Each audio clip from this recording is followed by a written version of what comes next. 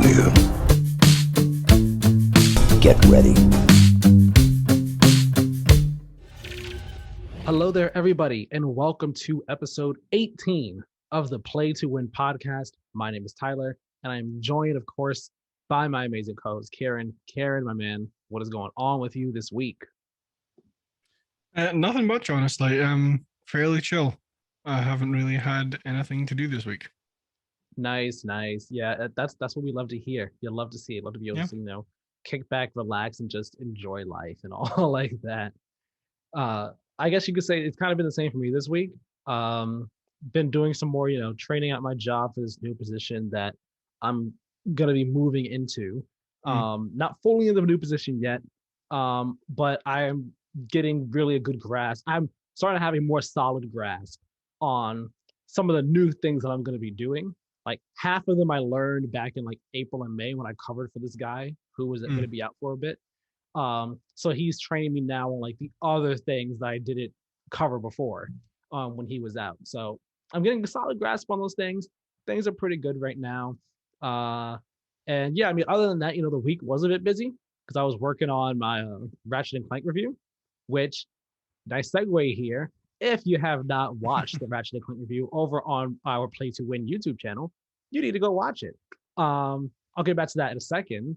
Remember, go follow us over on Twitter and Instagram at Play to Win Game for updates on the show and for other little fun things that we post. If you follow us over on Twitter, you would have seen that, I was posting progress updates about, what was going on with the review and everything. I was posting it when it was done, when it was ready. I was being a little coy with the tweet when the review went up, was like, hey, what did he give it? Kind of gave it between a 1 and a 10, something like that, something between a 1 and a 10. Find out what it was. Go watch the review. So yeah, follow us over there for updates like that. Subscribe to us over on YouTube and put on the notification bell so you are notified when new videos go up, like my Ratchet and Clank Rift Apart review. What did I give it? Like I said, between a 1 and a 10, no lower than a 1, no higher than a 10. So if you want to know what it was, go and watch it. But I mean, if you've listened to the podcast, if you follow me over on Twitter, you kind of have an idea that I did really enjoy the game. I did really like it. So I give you a frame of mind and so like, all right, at minimum this, at maximum this. So yeah, that's up on YouTube right now. And also there was one little edit I did in the video that I was trying to do a certain section, and I got to it was like a little opening for this section. And I was like, what if I try and do this? And I did this edit and it worked so well. I was like, oh man, this is awesome.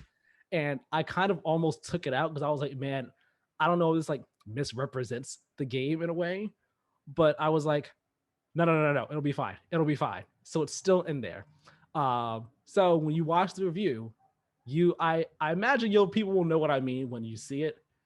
But when you see it, hit me up on Twitter at Tyler Miller 2496 or over at Play to Win Game. Hit us up over there, letting us know what part I'm talking about right now. Let us know what you think about that too. Because I thought I was feeling pretty good about myself when I did that part. I'm not gonna lie. I was like, hey, I did that. Yeah, I'm looking forward to watching it properly. I watched it last night when I was like half asleep in the car driving back. But well, I wasn't driving, just to be clear. But I would hope not. Half asleep while driving and also watching a YouTube video. That's like 3 things you should not be doing at the same time. Exactly. You should only be doing one of those things while driving, and that one thing is driving. Yeah. So I'm excited to go and watch it properly when we finish recording today. Nice. Yes, definitely. Let me know what you think. I hope you enjoy it because the game looks gorgeous, and I'm sure when you eventually play the game, you'll really like it. I think you'll get a good idea of why I liked it a whole lot, and all the viewers out there as well. But getting a bit off topic. Aside from just the review that went out this past Friday, we also post other not just reviews, but other different types of videos on Fridays, whether they be other reviews that we've done, fun little one-off videos like commentary videos, analysis videos, opinion videos, feature type videos. We post stuff on Fridays generally. Past couple Fridays, there might not have been stuff because technical difficulties, so on and so forth. But generally, each Friday, we got a video up. And every Monday, barring technical difficulties, of course, a new episode of the podcast goes live as well. So that's all that. Subscribe to us on YouTube and other podcast services as well. Remember, like, comment, review, share, all of that jazz. It is all greatly appreciated. With all of that being said, we're going to start getting into this episode. We got a couple topics this week. We have some more Activision and Blizzard news to talk about. I imagine we'll be talking about this on the show for quite a while. It just seems like every day more stuff comes out and more things are happening. And literally ever since Wednesday, there's just been a whole slew of just bad stuff coming out. So we'll talk more about Activision and Blizzard's whole lawsuit stuff going on.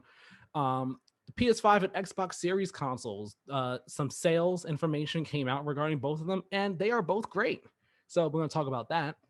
And we will talk about the Annapurna Interactive Showcase that happened on Thursday. I watched it. I thought it was pretty good, to be honest. I like some of Annapurna's games, and this showcase had me like, wow, okay, I really want to play that and that and that and that and that. But we will get to that later in the show. First, we have a couple brief mentions to get through. I say a couple, it's more like a fair amount here. But we can actually get through many of them very, very quickly. So, with all that being said, our first brief mention here, Final Fantasy 16 is doing its English voice acting first, mainly due to the use of full facial motion capture that they're using for the game. They also mentioned that they are using British English for this game. So that's the thing. Normally, I guess they would do Japanese voice acting first for the Final Fantasy games. And generally, I guess that's generally the case with most Japanese developed games. They do Japanese voice acting first and stuff. They localize it after. But first time for everything, especially with Final Fantasy. Death Stranding has sold more than 5 million copies across PlayStation 4 and PC. Congratulations to Kojima Productions. I wonder how many more it's going to sell once the PS5 version comes out. Probably not like a crazy amount more. It's like a giant surge. I doubt it. Yeah. But still, good accomplishment for them. Also, speaking of great sales numbers for games, Mortal Kombat 11 is now the best-selling game in the Mortal Kombat franchise with over 12 million units sold worldwide, which brings the franchise's total sale numbers to more than 73 million units to date. Congratulations to Ed Boon and NetherRealm and the whole Mortal Kombat team. I've not played Mortal Kombat 11 or X. The last one I played was the reboot on the PS3, Mortal Kombat 9, because my cousin had it, so I played it over there with him. Love playing as Kratos in that game. But congratulations to the team over there. Keiran, of course, I'm going to be like speeding through these, but if you want to say anything and chime in, hand raise or something, okay? Please. Yeah. All right, next up, Netflix is reportedly developing a live-action Pokemon series. I guess somewhat in the vein of Detective Pikachu. It's not saying it is a Detective Pikachu show or, in that universe, but live action like that is kind of what we're getting. Is what we're kind of hearing is what this show is going to be. And Dragon Age is also going to be getting a show on Netflix as well, but there's no idea whether or not that's animated, live action, CG, so on and so forth. But those are things that are happening. The Coalition released footage of their Alpha Point Unreal 5 engine demo earlier this week. I have not seen anything from it, but I've seen screenshots of the character model they had, the guy's character model, like his satchel that he had on him, his belts. I think I saw like a screenshot of the world. It looked gorgeous. The game looked really good. Well, demo looked really good. Keiran, you got something to say? Yeah, I watched the I haven't watched the character model one, but I have watched the kind of like world tour one. Yes. Yeah, looks very good. I'm really excited to see what Gear 6 looks like. Right. And I mean, apparently, if I'm right, they're working on a smaller project before Gear 6. Mm-hmm. So I guess we'll see what they can do with Unreal 5 with that project first. See like kind of what they're working with, how they're able to take advantage of it. And then Gear 6 will be like the full-on Unreal 5 showcase. So I imagine Gear 6 probably won't be out. It's what, 2021 now? Probably won't be out until 2025 earliest. So by then, developers will have had plenty of experience with Unreal 5 and so on and so forth. Okay, moving on. Nintendo has confirmed that they plan to add more content to Animal Crossing New Horizons later this year. A free update came out this past week. This is good for the game, honestly. Ever since the Mario event in March, the game's kind of been dead. there hasn't really been any new events because now it's reached the 1 year mark. So now we're kind of repeating events that have happened. Nothing really of substance has been added to the game in a while. So this is good to know. People have been wanting new content to be added. Specifically content from old games that's not in this one. People have been wanting. And I saw people kind of data mined the update. And I think there's like files in there kind of hinting at Brewster's Cafe returning in some way, shape, or form in New Horizons. And I mean, I don't know who Brewster is, but I've seen his name thrown around in the community a lot over the past year. And I know people have been really wanting Brewster to return. So looks like that might be happening. Next up, Halo Infinite got a multiplayer like preview footage reveal. Not a reveal, but like actual like the devs were playing it and talking like behind the scenes kind of sort of scenario. That happened this past week. I saw some of it. I've not seen the entire thing. I've seen maybe half of it. I do want to watch the rest of it. But there's also a preview test happening this weekend, the weekend that we are recording. When you all hear this episode, the preview test will have been done already.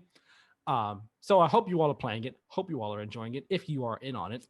But be aware, campaign details have leaked due to the people data mining the multiplayer preview test, the flighting test that's happening.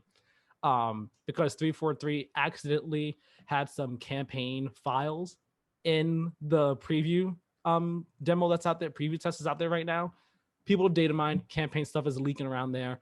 I don't know how severe it is. I think I saw someone say pretty major plot points have been dropped out there. I don't know. I haven't read them, but beware. Details are out. You might have to like mute Halo on all social media platforms for probably the next 2-3 months until you finish the game. Keiran. Yeah, I think Microsoft forgot to send me my my invite code for the preview, which is weird. I mean, I'm sorry. I'm sorry. It's all good. It just happens. I guess people slip through the cracks, and then they're like, man, play to win. You guys don't get any Halo Infinite access. You guys don't get to see any stuff, play anything, nothing. It's not fair, dude. Sorry. No. Next up, there's a new game studio that got announced. It's called That's No Moon. It's a AAA studio made up of talent that worked on a couple different big games, including Call of Duty Modern Warfare, God of War, and The Last of Us. And in their press release, they talk about how they're working on, quote, an ambitious new action-adventure game that will push the limits of both gameplay and story, end quote. Interesting. Cool. Looking forward to seeing what this game is whenever we see it. Now, we have the Games of Gold and PlayStation Plus games for August. And we're going to go with Games of Gold first this week.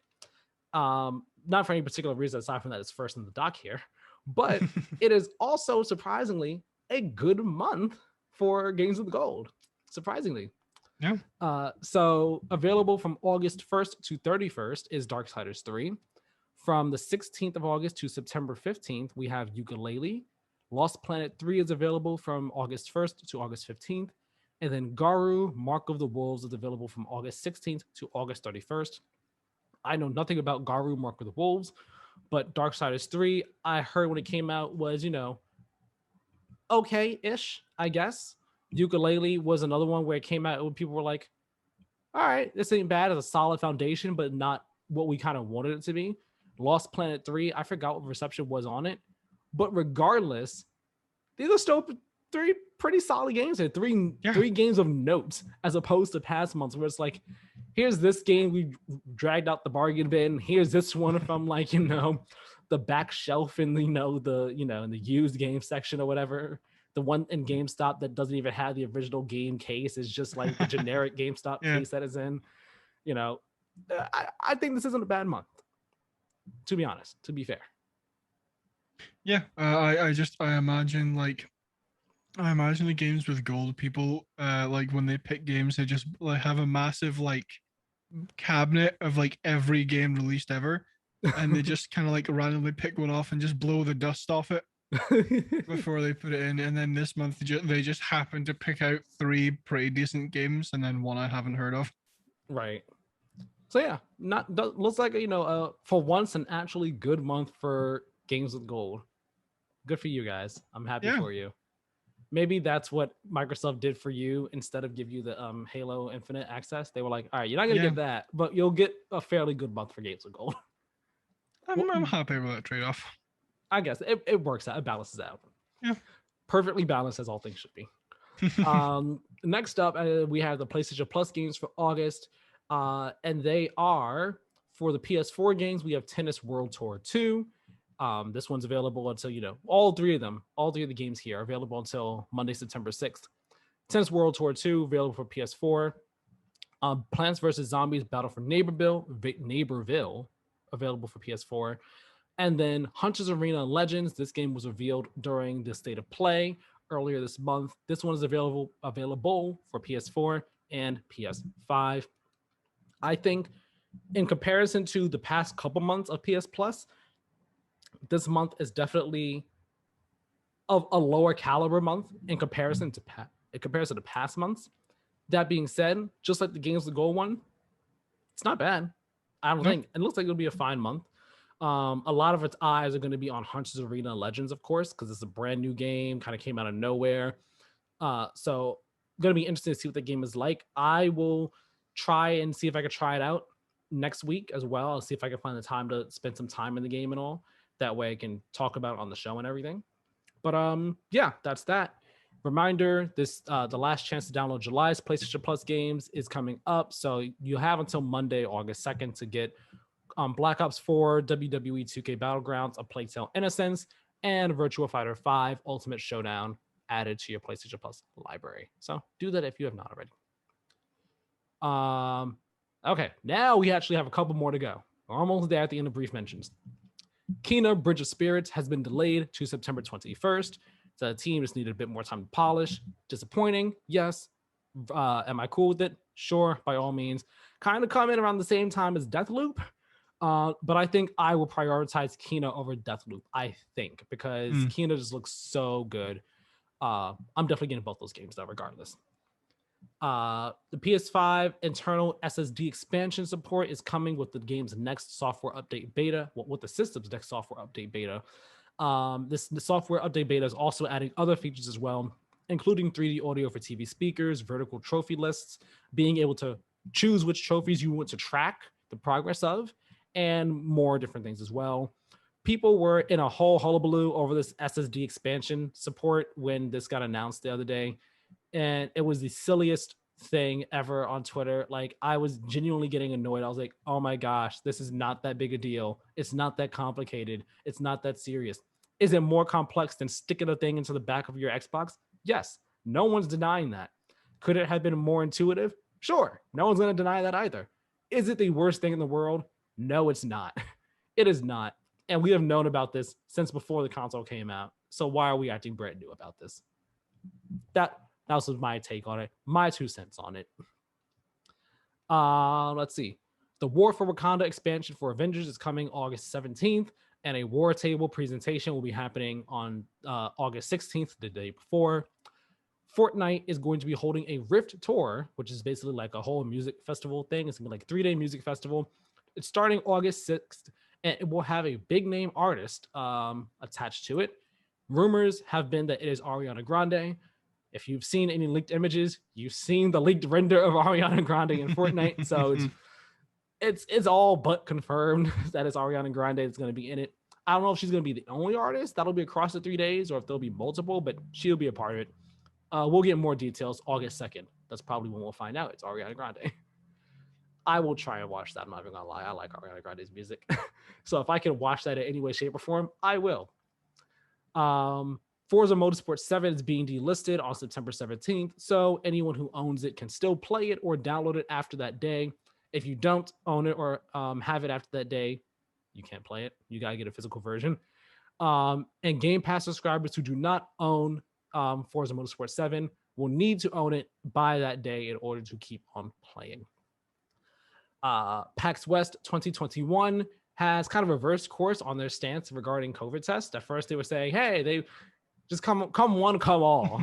But now they are requiring COVID tests or negative COVID tests or vaccinations in order for you to attend PAX West 2021. I think that's a good way to go about it. Yep. Make sure that it is the best way to try and ensure that everyone that comes is safe and, you know, secure and everything. So I think that's good. Two more here. Oculus Quest 2 is getting a new model that's going to have double the base storage. Right now, the base model has 64 gigs, and the next one up is 128. I think there's a 256. The new model, it's just scrapping the 64 gig. The base model will be 128 gigs. And then the price is not changing on it. So the base model is $399, I think, for the 64 gig right now. The new 128 gig will be $399. That price is not changing. And then the next one up will be 256 gigs at $499. But they're all getting a new silicone face mask. So right now with the Quest 2, it has like a foam insert that goes on your face. Yeah. That's going to be replaced with a silicone one because people have been talking about how the foam has been like causing them to have like negative reactions on their face, like facial breakouts and so on and so forth. So I think there's also a way, like if you want to like get a silicone face mask, if you already have the Quest 2, you can for free. It's a whole thing. If you want to find out more about it, go on Oculus's website, look it up. This should be an article about it somewhere. And final brief mention, reportedly Horizon Forbidden West has been delayed to 2022. This comes from Jason Schreier over on Bloomberg. He's the one that broke this kind of after Jeff Grubb from GamesBeat kind of hinted at it. Jason Schreier came out and basically said, hey, yeah, I've talked to people. This is what I've heard, but Sony has not officially confirmed this. This should not be that much of a surprise. I mean, Herman Hulst said just as much could happen in June when he talked about that God of War was getting delayed to next year. He said, hey, both God of War and Horizon, they both have been, you know, affected by access to performance capture and talent. So God of War is getting delayed. Horizon, we're on target for holiday, but honestly, that could get delayed too. So don't count your chickens. And apparently it's getting delayed. So, I mean, and also I forgot, Jason Schreier said to first quarter 2022. So probably, I believe by March or April is when it would be out. Assuming this delayed, you know, is real. Basically, it is real. But like, yeah, like by all means, if a game needs to be delayed in order to be good and the team not, you know, worked to death, by all means, delay it. I will wait. More games will be coming out that I want to play and that I can play. It will give me more time to play these. But dear Lord, 2022 is looking to be a crazy year for games. Yeah. As it stands right now. With this, God of War, Gran Turismo, you have what's the vampire Bethesda one that's coming up? That's coming next summer. I forgot what it's called. Redfall's next year. Gotham Knights is supposed to be next year. The Harry Potter game, the Hogwarts Legacy, that's supposed to be next year. Those are just the ones off the top of my head that are next year. It's going to be a crazy, crazy year for gaming, and possibly even Breath of the Wild sequel, possibly. Yeah, and Elden Ring. And Elden Ring in January. I forgot about that. You see, yeah, it's going to be a crazy, crazy year for games. But yes, those are all of the brief mentions. It was a lot of them because a lot of stuff happened. A lot of small things happened that needed to be mentioned and brought up and stuff. So with all that being said, we are done with our brief mention. And we are now getting into our main news stories for this episode. And we're going to start with Activision Blizzard. We're gonna start with this so we can talk about this, get the negative news out the way before we get into some of the more positive stuff that happened this week. So if you have not been aware, if you are not in the know somehow, and you don't know about any of this, last week's podcast, we talked about how Activision Blizzard had been sued by the state of California. The Department of Fair Employment and Housing was suing them over just terrible workplace conditions, a bunch of harassment, sexual harassment, sexual misconduct, abuse of power, all types of things. Discrimination, gender and sexual discrimination happening over at the company. A lot of horrible, horrible, terrible things happening over there at Activision Blizzard. They've been sued. And yeah, that was what the most of that last week's episode revolved around. Yeah. Now, after last week's episode, and after this whole thing broke out, a lot has happened in regards to everything surrounding Blizzard and Activision over there. We've had a couple different former Blizzard executives apologize. Chris Metzen is one of them, if I'm right. I'm not going to read these apologies right now because I already have run them before, and there's other stuff we need to talk about in regards to Activision Blizzard. But Chris Metzen, he was former senior VP of story and franchise development over at Blizzard. He put out an apology, basically saying, "Hey, I'm sorry. I should have done more. Could have done more. It's terrible that I didn't do anything. So on and so forth. Basically, stuff in that vein. If you want to go read his apology, it's over on Twitter. You could find it on different places and all like that. The World of Warcraft account, they said that they were going to be removing inappropriate World of references that are in the game, most likely referring to Alex Afrasiabi. I believe I pronounced his name right. His name was attached to a couple different characters, like NPCs and items and stuff in the game, because of his legacy. Because of his legacy to the game, that's why things were named after him. Yeah. Those things are now going to be. But they didn't say those things specifically, but most likely those are the inappropriate references that will be removed from World of Warcraft. Activision Blizzard, they held an all hands meeting earlier in the week. I think that happened on the Monday of the week.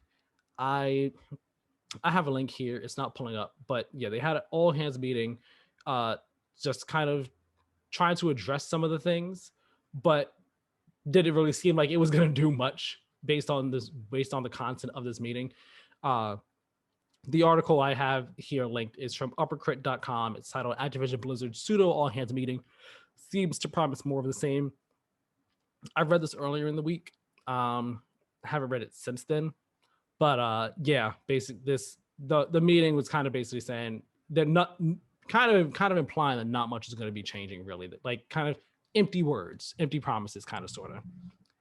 And then after that, over 2,000 Blizzard employees signed an open letter to Activision Blizzard's management, upper leadership and everything, basically saying that Activision Blizzard's response to the lawsuit, calling it basically dishonest, a lie, basically saying this is not true, this is terrible.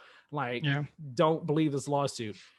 Over 2,000 employees signed this base open letter saying your response to this lawsuit is terrible and you need to be called out on it and stuff. Their open letter, I'm going to read a bit from in here. If you want to read the full thing, by all means, you can easily find it. I'm reading this here from Kotaku. Ethan Gotch wrote this article about it. And here he has the full letter, the full open letter that the employees sent. I'll read a small portion of it here. So in it, they say, quote, "We believe these statements have damaged our ongoing quest for equality inside and outside of our industry, categorizing the claims that have been made as, quote, distorted and in many cases false, creates a company atmosphere that disbelieves victims. It also casts doubt on our organization's ability to hold abusers accountable for their actions and foster a safe environment for victims to come forward in the future. These statements make it clear that our leadership is not putting our values first. Immediate corrections are needed. Sorry, I just want to say that more clearly. From the highest level of our organization." And then let me see. I'll come down to this final one here. So I'll come down to the final paragraph. Let's skipping a few things. Actually, know what? No, I'll read the second to last paragraph. They say here, quote, "We call for official statements that recognize the seriousness of these allegations and demonstrate compassion for victims of harassment and assault. We call on Frances Townsend to stand by her word to step down as executive sponsor of the ABK Employee Women's Network as a result of the damaging nature of her statement. We call on the executive leadership team to work with us on new and meaningful efforts that ensure employees, as well as our community, have a safe place to speak out and come forward." They end their letter saying, "We stand with all our friends, teammates, and colleagues, as well as the members of our dedicated community who have experienced mistreatment or harassment of any kind. We will not be silenced, we will not stand aside, and we will not give up until the company we love as a workplace we can all feel proud to be a part of again. We will be the change," end quote. A very powerful open letter that they put out, making it very clear that they do not agree with the company and how things have been going. So they put that open letter out, and then Activision CEO Bobby Kotick, he responded to the allegations, and Blizzard staff employees responded to his letter.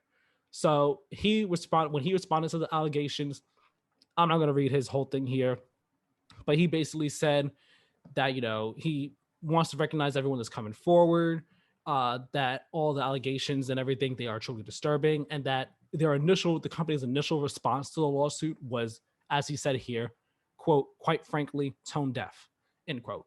You don't say it was tone deaf. Mm-hmm. So then he did say, they're going to be taking action and stuff, and that they hired a law firm called WilmerHale to conduct review of their policies and everything, so on and so forth. Turns out, after people did some digging, the law firm they hired was one from the Bush administration, I think.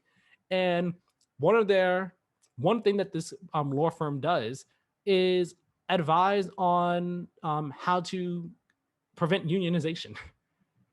So lovely. Yeah. So people are like, huh.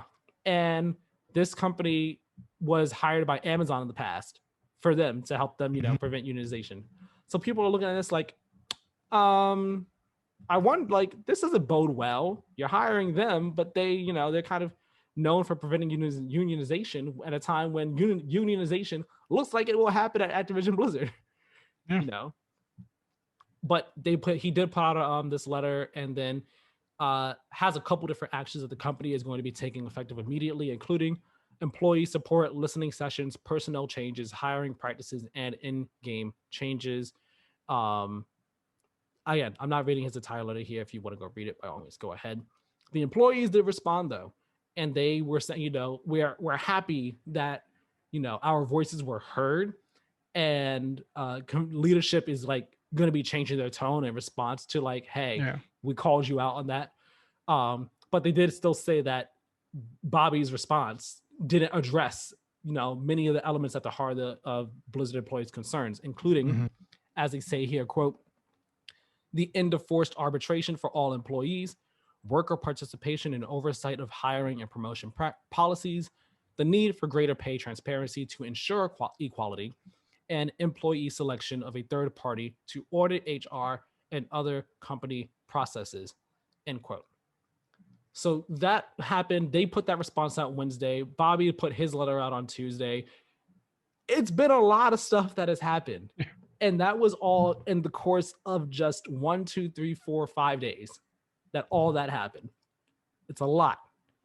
Keiran, before we get on to the next main thing that we're going to kind of have the crux of our Activision Blizzard conversation around, do you have any thoughts on what we've talked about so far? I mean, just again, the stuff coming out of Activision Blizzard is disgusting. I am glad that they are. Some people are coming forward and saying we failed you or we're sorry or that. But again, as much as I would like to believe that they actually mean it and it's not just talk for the public's sake, I don't necessarily believe that it's not. And that I fully support any employee who participated in the walkout or has been affected by any of the issues that were raised in the lawsuit, because it's not good. Yeah. Now, I will say real quick before we get to the walkout, I, like you said, it's good that some of these former Blizzard executives are speaking out, apologizing and stuff like that. Yeah. Whether or not they're genuine or just kind of saying it to try and put on a good face, it's one thing. Yeah. But regardless of whether or not they're genuine or not, it's also a matter of too little, too late. Yeah. I know last week when we talked about it, I had said, I forgot whose apology it was. I think it was Mike Moorheim's, where I was like, yeah, I was like, to me, it's a good apology. I saw it as a good, sincere apology. Of course, that was just me. I was not trying to speak on behalf of anyone that worked there that had been suffering abuse, harassment, so on and so forth. But at the same time, which I should have said this last week, it's at this point, you're not there anymore. You're not in a place where you could do anything about it. Yeah. So like you speaking out and apologizing, yeah, it's good and all, but what does it do for the people that are there now and are still dealing with stuff, or the people that were there when you were there dealing with stuff and you didn't do anything about it, or actively participated in harming people, or even if you weren't an active participant, were a participant in some way, shape, or form. You know, you get what I mean? Yeah. So that's kind of my view on all these people coming out and apologizing. Like, okay, that's nice. Why? Like, it's a bit too late to say it now, though. You know, it doesn't do much for anybody now for you to say this, except for you to kind of be like, "Hey, I am sorry." But that's a whole other thing. The main crux of our yes. So I was just gonna say one thing, kind of going on to your point of like too little, too late. I am not taking anything that like J. Allen Brack or I can't remember her name off the top of my head, but there was a woman we talked about last week. Frances Townsend. Yes. Oh yeah, no one likes what she said. Everyone just like, as I said last week, like, go away, Frances. No one cares. Yeah. Yeah, I'm not taking anything they say seriously. Like I have no sympathy for them whatsoever, because like, I mean, it says in the lawsuit that like upper management was aware of some of these of some of the stuff. Like J. Allen Brack has said, I'm pretty sure said like some of these like reports had crossed his desk and he still did nothing. So I have absolutely no sympathy for them in this. Yeah. Upper management over at Blizzard, as we said last week, and as we'll say again this week, that not just upper management, but the whole company just like needs to have just like a total just glassing, just salt the earth over there, and get rid of everyone that's causing all the issues. Literally all the ones that upper management. Like, maybe there are some people in upper management that are actually good, but like the vast majority of people there at Blizzard, especially upper management, just need to go and just bring in a whole new set of people with the actual values and ideals of, of a company that cares about its employees and wants to make sure that everyone's taken care of and protected and safe and so on and so forth.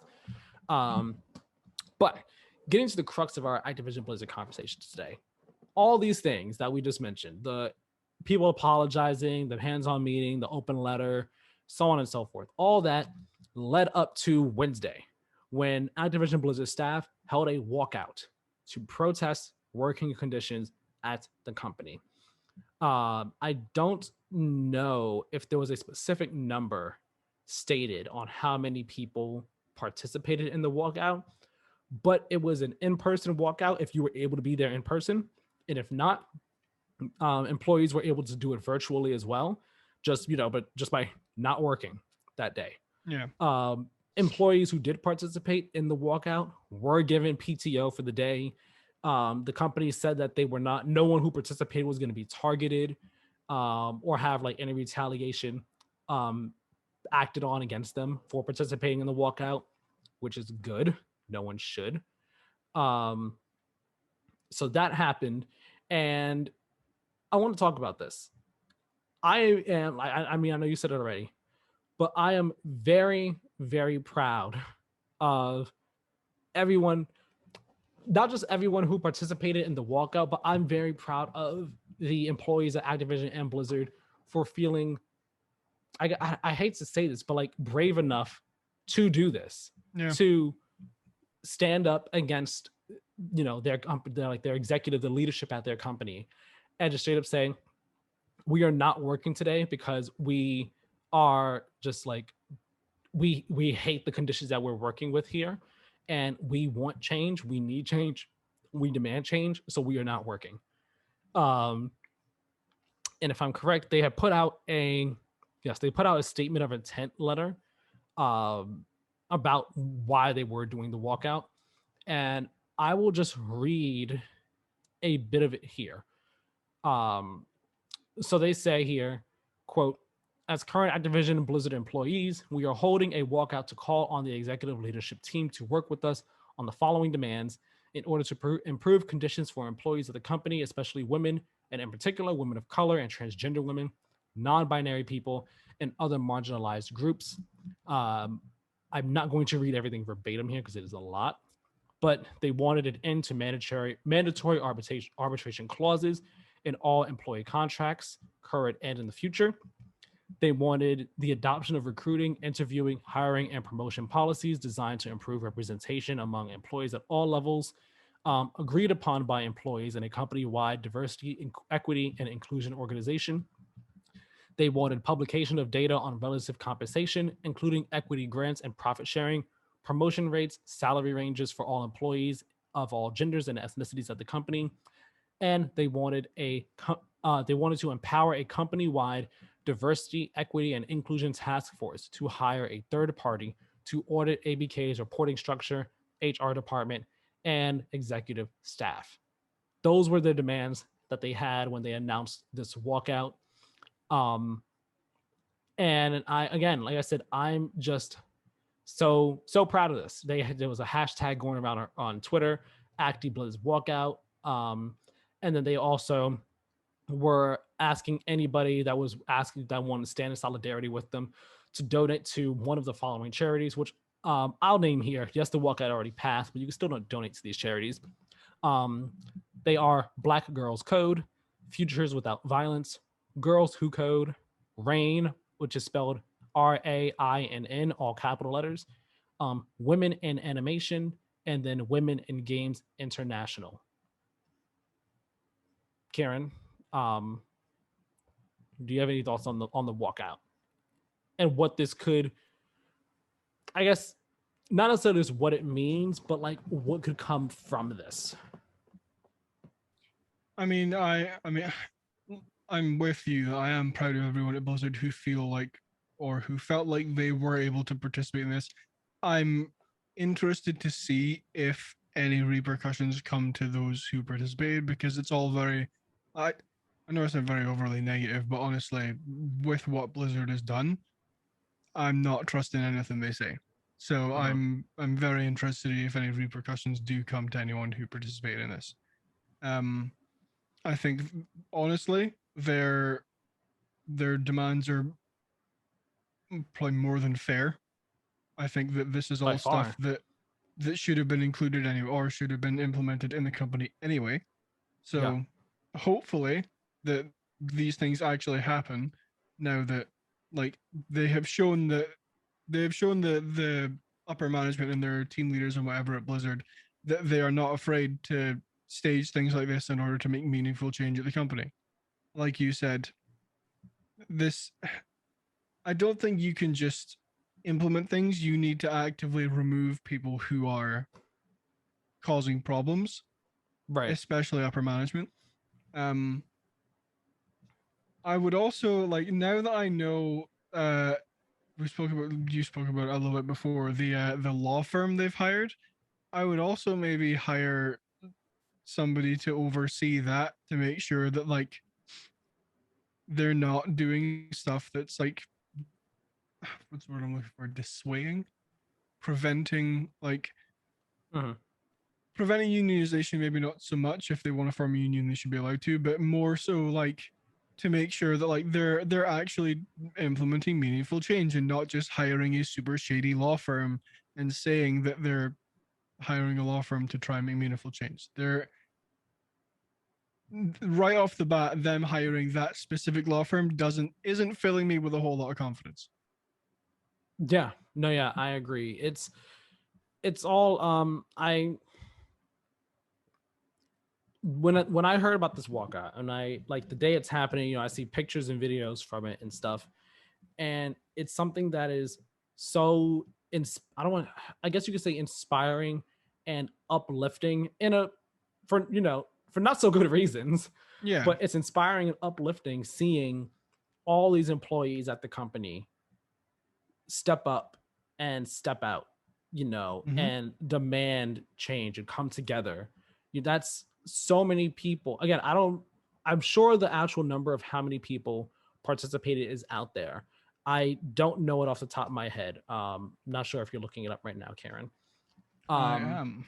But the fact that there's 9,000 people at the company, and you had over 2,000 sign an open letter against working conditions, which is already, more than a fifth of your company speaking out against working conditions at your company. That doesn't bode well at all. So to have even a fraction of that 2,000 stand, or even just not the 2,000, but it's like, anyone, such a large number of people at your company walk out physically and virtually, it just says so much about how the people at Blizzard, how they want Blizzard to be the place that everyone has always imagined it to be. This place where they have the orc statue outside with all the different values that they want to uphold out surrounding the orc statue. And I think on the day of the walkout, some people, like some of those values were like covered over with paper. People people that were participating in the walkout just covered them over, like signifying, hey, like, you don't believe this value, you don't uphold this value at the company. And they care, they love this company, they want it to be the place that everyone imagined it to be, and they care so much that regardless of the retaliation, they're stepping out and walking out and a show of solidarity, show of protest, to say, hey, things here need to be better. And I'm just, I'm hoping that Activision and Blizzard's, executives get the message. I'm hoping that they don't think that this is just a one-time thing where it's like, okay, they did their walkout, and we can kind of move forward from here and kind of let this slowly but surely not get swept under the rug, but go into the shadows where people aren't going to be talking about it as much anymore.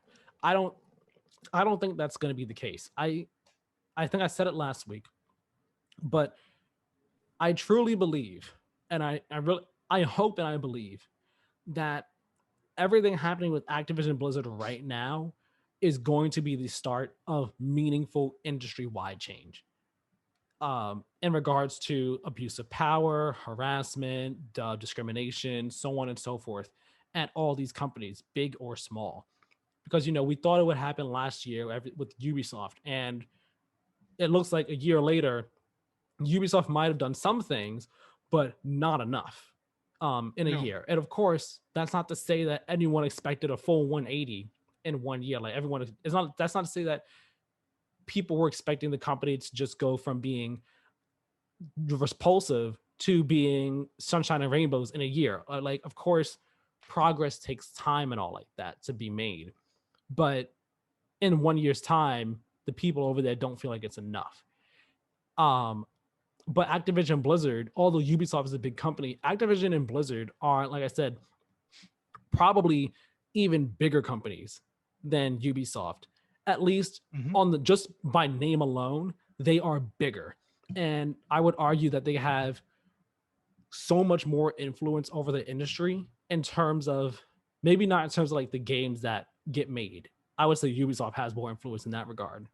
Their open world design has been seen in so many different games, but they have so much influence over the industry in terms of, I guess you could say, money made, like how much money their games make, but also the culture that comes from their games.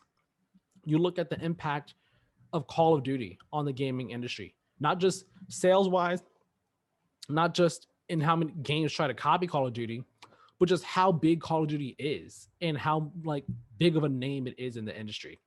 Like StarCraft, Warcraft, World of Warcraft, Diablo, Overwatch. These, like, you say these names and they mean so much to people across the industry.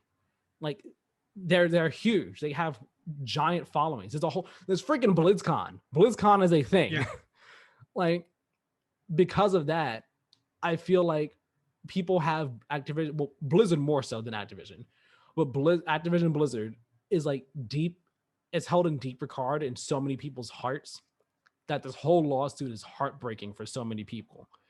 And seeing one of, if not the biggest company in the games industry dealing with this is just going to be I hope it's the straw that breaks the camel's back on industry-wide change. Did you finish looking up stuff? What were you getting? Yeah, no, I can't find like a number of employees total who participate in the walkout, but I'm reading an article from the LA Times, written by Sam Dean. It says, quote, at 10 a.m., a crowd of around 150 gathered outside the gates of Blizzard's campus in a large urban office park. And then a little bit further down, saying nearly 2 hours later, the crowd still held strong outside the gates of Blizzard. Cars that honked their horns and support driving past the group were met with cheers and applause. Across the street, former employees and Blizzard fans set up a stand providing water and snacks. So it looks like they had a decent amount of people. I don't know if I can't imagine this was everyone who participated, but of course, because again, people did it virtually as well. Yeah. So it looks like in person at least 150. Right. And then I forgot, like you said, there's like people driving by honking horns of support. There were people across the street, with food and everything.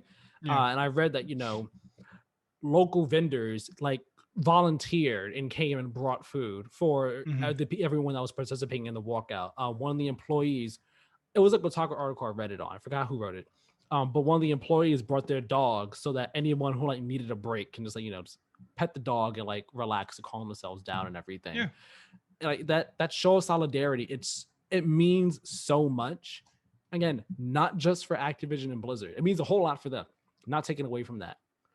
But again, for the gaming industry as a whole, for this whole sequence of events to happen to this specific company, and for all these things to happen, this walkout, the demands they're having, so on and so forth, it means so much. And I truly, really think that this is going to be a moment of change. And I'm clearly not the only one who wants it to be. We're still staying on the walkout here, but I'm not the only one who wants it to be, because Activision employees spoke out in support of the walkout, and they called for industry-wide change. Ubisoft employees. What did I say? You said Activision employees. I'm silly and I'm stupid. I apologize. It was Ubisoft employees that did this. Man, it takes away from the impact of what I said. But yes, Ubisoft employees did this. What was I saying? Steven Sotelo from Axios, he put out a report, an article, a report, I guess you could say, and I have it linked here from Twitter, where he says nearly 500 current and former Ubisoft workers from 32 studios have signed an open letter in solidarity with Activision Blizzard workers, and calling out Ubisoft management for its handling of its misconduct scandals over the past year. And he posted a full letter on Twitter. I'm not going to read all of it. I'll just read what they say in regards to Activision Blizzard, and then I'll read the ending of it. So here at the beginning, they say, quote, to the workers of Activision Blizzard, we hear you and want to loudly declare our solidarity with you. Over the past week, the games industry, hold on, I just zoomed in, here we go. The games industry has once again been rocked by revelations that have long been known by too many of us. Revelations that a year ago, many were hearing about Ubisoft. It is clear from the frequency of these reports, it should no longer be a surprise to anyone. Wait, hold on. I skipped a whole line. My mistake. It is clear from the frequency of these reports that there is a widespread and deeply ingrained culture of abusive behavior within the industry. It should no longer be a surprise to anyone, employees, executives, journalists, or fans, that these heinous acts are going on. It is time to stop being shocked. We must demand real steps to be taken to prevent them. Those responsible must be held accountable for their actions. We believe you, we stand with you, and support you. After that, they then they direct their attention to the management at Ubisoft. But here at the end of their letter is when they bring it back to everyone. They say here, we need real fundamental changes within Ubisoft, within Activision Blizzard, and across the industry. To this end, we propose that Activision Blizzard, Ubisoft, and other industry-leading publishers and developers collaborate and agree to a set of rules and processes for handling reports of these offenses. This collaboration must heavily involve employees in non-management positions and union representatives. This is essential to ensure that those who are directly affected by these behaviors are leading the charge. Signed by the following current and former Ubisoft members, many of whom have left due to the conditions faced and the lack of action being taken. The names are not here in the letter that Steven posted, but that is their letter. So seeing 500 Ubisoft, I think it said over 500 Ubisoft employees sign this open letter and in this like show of solidarity with Activision Blizzard and then call on this industry-wide change. Again, like, I think this is the one. I think this is the straw that breaks the camel back. I think this is, we're going to really see change happen, meaningful change be implemented at multiple different studios across the industry. Yeah. And hopefully we'll actually see unionization happen in the games industry. I mean, I hope so. I really like the idea of like in this letter from the employees at Ubisoft, when they say that they want developers to collaborate and agree to a set of rules and processes for handling reports of these offenses. I really like that idea. I like the idea of like like Microsoft, Sony, EA, Ubisoft, like everyone sitting down in one room and saying, right, we need a better way to handle this. We need so that like, because developers move from studio to studio, company to company all the time, right? Right. So if they had this like standard thing that's like across every company, then it would at least give developers the, I guess you could say, comfort of knowing that wherever they go, they're going to be heard, and they're going, if anything bad like this is to happen to them, really hope it doesn't, but you can't change an industry overnight. So if anything did happen, then they have this like agreed upon like process for handling it across every company, and knowing that will be there in the company you are moving to or moving from or whatever. But no, there needs to be something done, even if it's like even if they just like either unionize, which would be a very good way to go about this. And I don't understand why. Well, of course I understand why, you know, companies are against unions, but I don't understand why it hasn't happened in the games industry yet. But I would also like to see potentially some people like almost set up their own like independent like outside of like the actual companies, set up like an investigatory body to like every year or every year and a half or 2 years, whatever, like do an investigation into every company to see how they are handling these claims and if they are doing an adequate job in responding to them. And if not, then I don't know what the repercussions for that would be, but I don't know, just food for thought, that I would like to see this, at least a third party every year or 2 years or whenever, do a proper investigation into each of these companies to see how they are handling responses to these claims. Yeah, like basically kind of like I guess you could say like a yearly audit in a sense, kind of sort of yearly, year and a half audit every so often. Just being like, hey, that way you have a somewhat regular, consistent update on how things are going and how progress is being made or not made at a company.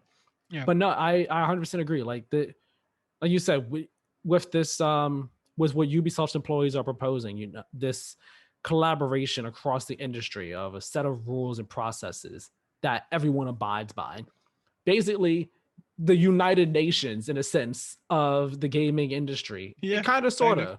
I'm as a analogy, a simple way to put it in my head.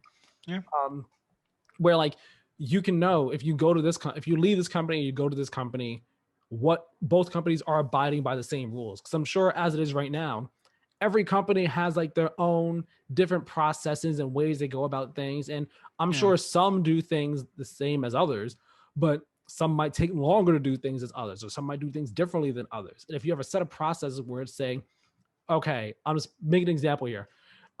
Say that someone makes a claim, and if someone makes a claim, you have to have an investigation done and complete within, I don't know, let's say 3-4 months. Okay, let's just say that as a time frame. Let's say that is the rule across the board.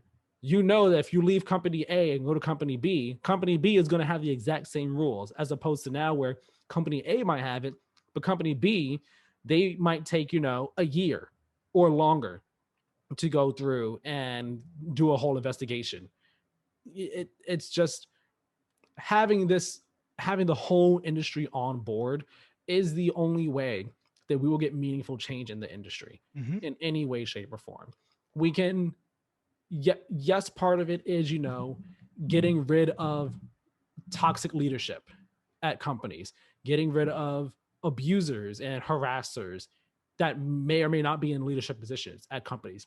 Yes, that is part of it, but the other part of it is literally everyone being on board and on the same page with this, in terms of saying, hey, our industry has a problem. It is not just like an isolated incident here and isolated incident there. Like I said last week, it's at the point where I just assume that every company has terrible people at it unless I'm proven otherwise.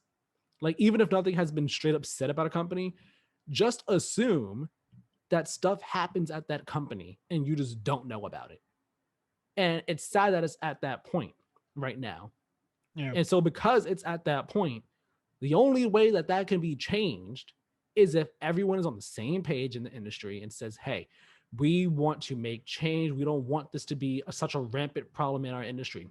We don't want it to be a problem at all. But if it is, we want it to only be isolated instances. Not every single company or many major and small companies having harassment and abuse issues of any way, of any type of form. So I don't know how long it would take for this change to happen. Obviously, again, like we said, no change like this happens overnight. I imagine, like, honestly, if everyone did get on board on the same page, right, like Ubisoft's employees are proposing, like I imagine that change, before we see actual meaningful change to see the industry like actually has improved, I imagine that would probably take about like 5 years minimum. That's what I'm thinking. That's me kind of being generous, because obviously 1-2 years is too short industry wide. 3-4 years might be a bit too short, but I think 5 years is like a good point to look at it and say, hey, things have changed a whole lot in the past 5 years across the industry. Yeah. But it's just a matter of everyone agreeing that harassment and discrimination and abuse has no place in any workplace, really, but in the gaming industry, period. It just doesn't. Like, this frat boy mentality that's prevalent, not just, I guess, here at Activision Blizzard, but at many different companies, just needs to go away. It has no place in the gaming industry at all, in any way, shape, or form. It just doesn't. And if we can all agree on that, if we can all stand up and say, enough is enough, people deserve to be treated like human beings, people deserve to be treated fairly and with respect, then maybe, just maybe, we can actually get that change that we all want and that the games industry desperately needs. I was about to say something else, but I feel like that's a very good point to leave off on that train of thought, so I'm going to hold off on what I was going to say. So yeah, since the walkout happened, there have been some other things that have kind of come out as well. Again, we don't need to really talk about these in depth, but I mean, I'm sure we'll talk about some of these things. Kotaku, they did a report on the Cosby suite that was mentioned in the lawsuit, and this Cosby suite, this came out the same day as the walkout. And this report, it's even more damning. I don't want to say even more damning, but it adds even more damning evidence onto the lawsuit, because it has pictures and screenshots of the people in the Cosby suite. It has them, like, there's a picture, like the headline picture is a bunch of the employees in the Cosby suite sitting on a bed with a picture of Bill Cosby in the middle of them. like a framed picture. And like their reasoning is that, oh no, it's called the Cosby Suite because in the Blizzard offices there was a room where either the floors or the rugs, or I think the hotel room had a floor that was similar to Bill Cosby's sweaters that he would wear. That's why it was called the Cosby Suite. I think I saw another one that said that the picture was, they got the picture from like a thrift sale or something like that, and it was just in the room, so it was kind of called the Cosby Suite because of that. Regard here nor there, it's kind of like, yeah, kind of really don't believe you in light of, hey, there's screenshots of you all saying bring the hot chicks and stuff. And even then, that I saw more people, like one developer talking about that who was at Blizzard. He was saying, hey, we were referring to these other people, not like just random women and stuff. But that makes it even weirder. It makes it weirder when you know who the people are. Like, it's just so weird. And then IGN, they did a report yesterday on the response inside Blizzard from Blizzard employees in the wake of the lawsuit in regards to the walkout and what's been going on at Blizzard, what has been going on at Blizzard now, what's been going on at Blizzard since the walkout, what they want to happen from the walkout, and I guess kind of also shed light on some things that happened at Blizzard in the past. One thing that was in there was there was I think there were breastfeeding rooms at Blizzard, you know, for women to go if they need to breastfeed and all, but the doors weren't locked, so like guys would come in and then just stare at the women. And one woman in there said that like she had to like scream at this guy to make him leave. Now doors at Blizzard, like now the breastfeeding rooms have locks on them, but they did not in the past. That's just one example from there. I think there's another example in that article of a pregnant woman who had to go to who has some doctor's appointments, you know, pregnant, you have doctor's appointments and stuff. Yep. But whoever her manager was or supervisor was kind of denying her the time off she needed to go to the appointments that she had. And like she was breaking down. It's like, why, like I need to go to these appointments, why are they not letting me at all? And like she had to really fight to be even allowed to go. Like she has to really fight and have her insurance company like fight for her to get her to go to these appointments, which she shouldn't have had to do. Nope. That Blizzard report as of right now, as of recording, is the top stories, like front page headline on their on IGN's website. But that's come out. Vice had 2 reports come out. One of them was about Blizzard recruiters being really misogynistic at a IT job fair. I don't know who wrote each thing, so I don't have them pulled up in front of me. I just have the notes here because I didn't want to forget about each of these things that happened. But again, at this job fair, a woman came over to the Blizzard table. I think it was like a hacking job fair, and she, you know, was inquiring about the company, and they were saying saying misogynistic jokes to her about penetration and so on and so forth. So she left, became COO at this other company. Blizzard wanted to work with that company. She told her higher up, "Hey, this happened to me with Blizzard," and her higher up basically sent them a letter saying, "You guys treated my employee terribly. Like that's not okay at all." And said, "In order for us to work with you, we're going to give you a 50% misogyny tax because you all are being terrible. But you also have to donate. You have to do like they have to do a certain set of requirements. Like they could no longer be sponsors at that event. They had to donate to these certain things. They had to do a couple different things." And Blizzard hasn't been a sponsor at that hacking job fair, whatever it was, in the past couple years. Yeah. The Vice also, I think was it Vice? Yes, Vice also had another report on an Activision Blizzard IT worker who, I believe it said it was in 2018, who placed cameras in unisex bathroom to spy on employees. Activision Blizzard actually did the appropriate thing here and like took the appropriate steps in terms of getting this person removed, which is good, but it's still just emblematic of a terrible culture over there. Why are you have people just putting cameras in bathrooms to spy on people? And it was placed in a way where like it was under the sink and aimed at the toilet. Like why? Go ahead. Just one quick thing. that person should be arrested because filming in a public bathroom is illegal in California, as proven by Dr. Disrespect when he was E3. I believe they were.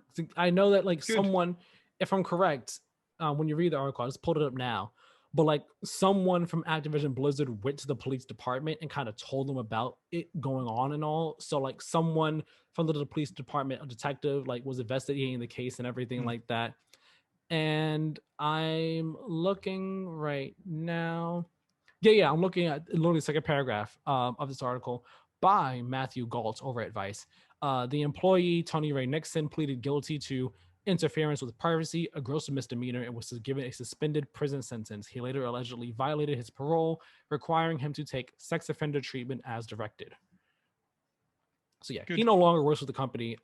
This was in 2018. I don't know if he's still arrested or anything like that, but yeah, this is again, that's a case where proper steps were taken, proper measures were taken and all, but why is that even happening at all at your company? Yeah.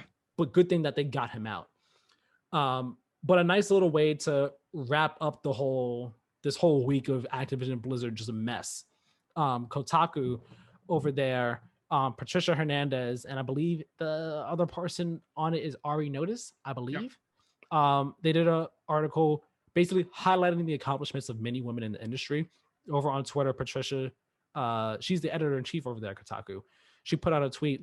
She retweeted someone's tweet and basically was saying, hey, if you're a woman in the industry that I believe has a, let me see her wording, but I think it was saying like, hey, if you're a woman in the industry who feel like you haven't gotten enough credit for anything in any way, shape, or form, send it to me, like DM me, like, your story or whatever, and I will print it verbatim. Like I'll print it exactly as that. Yeah, she says here, if you're a woman in games that's been victimized by the industry, email me. Don't need to know what happened. Just tell me about the stuff, about the cool, excuse my language because I'm saying it here verbatim. Tell me about the cool shit you've done, what you want to be known for, what you haven't gotten recognized for. I will print exactly that. So her article, it's a lengthy one here, but it's just filled with a number of nice anecdotal stories from many women across the industry. Some that remained anonymous, some that, put their names here, and the work that they've done and the things that they want to be known for, things that they just don't get enough credit for. And I thought it was a really, really, thought it was a great move and just a really great way to kind of end this week. Because when these stories happen, the conversation surrounding the victims, whenever they're brought up again, it always surrounds how, or at least it always comes back to how they were victimized in some way, shape, or form. It's never kind of talking about, oh, this person is this, they did this, they do that. When you talk about them in an article, you mention them in an article, it'll be like, I'm saying a random name here. Caroline Hawkins, the woman who was victimized and harassed over at Game Company A, instead of Caroline Hawkins, the lead developer on this game. You get what I mean? Yeah. So I thought that was really great. I thought that was really nice. So yeah, do you have any final thoughts on all this Activision Blizzard stuff, Keiran? Like I know we said before, what I said was like a kind of like a nice little bow tie on it and stuff, but do we have any other final thoughts? Just that I hope that more people come forward with their stories. I hope that more fuel is added to the fire in terms of actually getting Blizzard to look at their company and see that it's not good. Yeah. One thing I did want to mention, just something that I saw that was relevant to me, I guess, because I play Overwatch, but Overwatch players are demanding that McCree's name be changed after the report came out that there's a developer at Blizzard called Jesse McCree, who seemingly McCree is named after, although I don't know if that's ever been officially confirmed or not. But guy is the exact same name, exact same spelling, so I would assume so.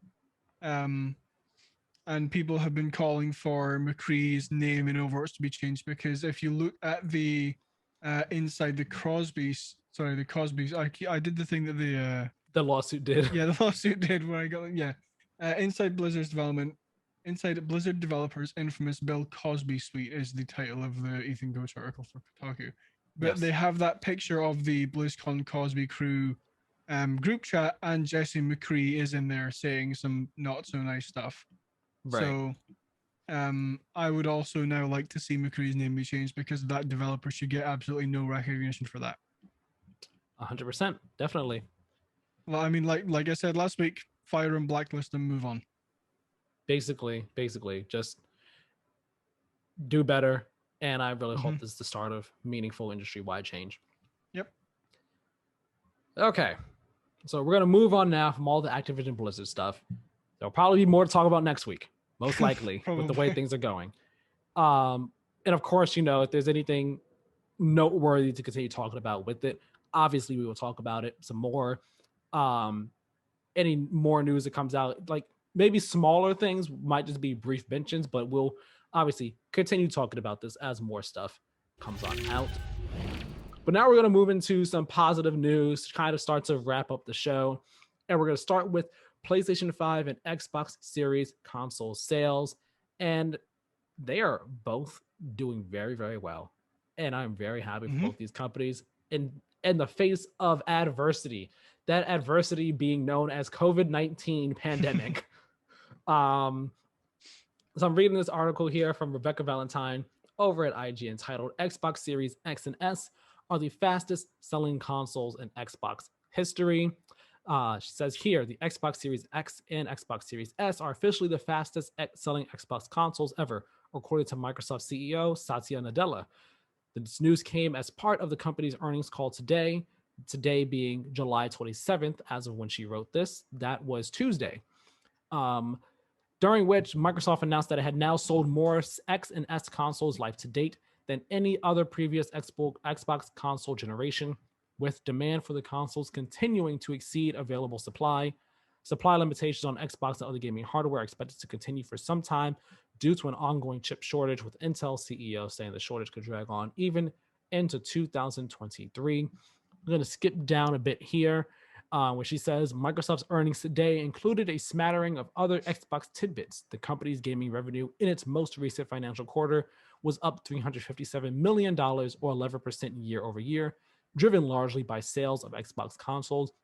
Specifically, hardware sales were up 172% year over year, which makes sense given that Microsoft was not selling a new console this year, and now they are.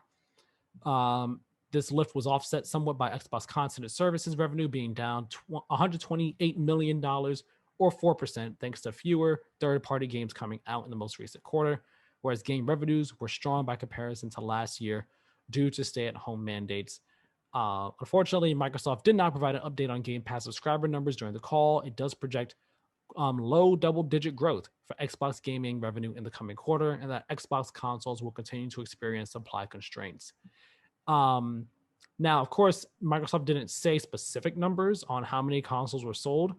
I believe Daniel Lamont on Twitter, industry analyst and all, I believe he put up a number that, of course, is not official, but is like an estimate. And I believe that number was 6.3 million or 6.8 million. Do not quote me on that. But I think that was like an estimate of how many of the Xbox Series consoles have been sold since launch. Regardless, though, they are the fastest selling in Xbox history. And I think that is very impressive given the state of the world. And also just, given where Xbox is coming from off of the Xbox One. Like the Xbox One notoriously was not a seller. It was not a hot seller at all. No. Especially coming off the back of the 360, which was a hot seller. Sure, the PS3 surpassed it like at the tail end of the generation, but for a while there, the 360 was just in the lead. It was that was the console everyone talked about. Yeah. And Xbox One generation, they fell down hard. So to see the Xbox Series X and S come back and become the fastest selling in Xbox history, given the pandemic and given where the gaming industry is, that is immensely impressive. Keiran, as an Xbox owner, what do you think about this? How happy are you that the Xbox Series X and S are the fastest selling in Xbox history? I'm very happy. I mean, I think I've said this on the show before, but like I see all the time people's like making fun of or dissing or like comparing the Series X to the PS5, where it's like, oh, the clearly the PS5 is going to win again, and Microsoft's losing because the PS5 is sold over double what the Series X has. I'm like, yeah, but I mean, the Series X is still sold over like it's just still sold a fair number of units. Like, and even so, it's like if they're losing, they're still making billions of dollars. So I'll lose any day of the week if somebody wants to give me over like $3 billion like a year in gross annual profit. So like, yes, PS5 is doing better. Sure, doesn't mean that Xbox is doing bad. Like fastest selling consoles in Xbox history. That doesn't happen by chance. That happens by Microsoft making a bunch of the right moves, investing more in their hardware, investing more in their first party, and honestly, Game Pass I think is probably one of the biggest reasons why they're doing so well this generation. Yep. I mean, we've said before, Game Pass has now surpassed the best deal in gaming and is just one of the best subscription services. I think, Tyler, you made this point. Yeah. It's just one of the best subscription services you can sign up for now, which is true. Like, with all the games coming to that service day and day, especially like third-party games like Back 4 Blood, Hades, like a bunch of games like I wouldn't expect to be on there day one, and games that I was planning on buying and now I don't have to because they're coming to the service I pay for anyway. So Game Pass is absolutely like, I don't want to say the driving factor for their sales this generation, but it's certainly helping. Oh, for sure. Yeah. Just fun fact. So do you remember a month ago, 2 months ago, Xbox, Phil Spencer had this like conversation with Satya Nadella. I know which one you're talking about, where they basically said they're all in on gaming. Yeah. I was watching, well, I watched like a clip of that, and I was like, and I saw that I had never seen Satya Nadella before, and I hadn't seen like the first part introducing him. So I was just like, oh yeah, this random dude, probably like a Halo Infinite dev, talking about gaming with Phil Spencer. And then afterwards I'm like, oh cool, CEO of Microsoft, of course.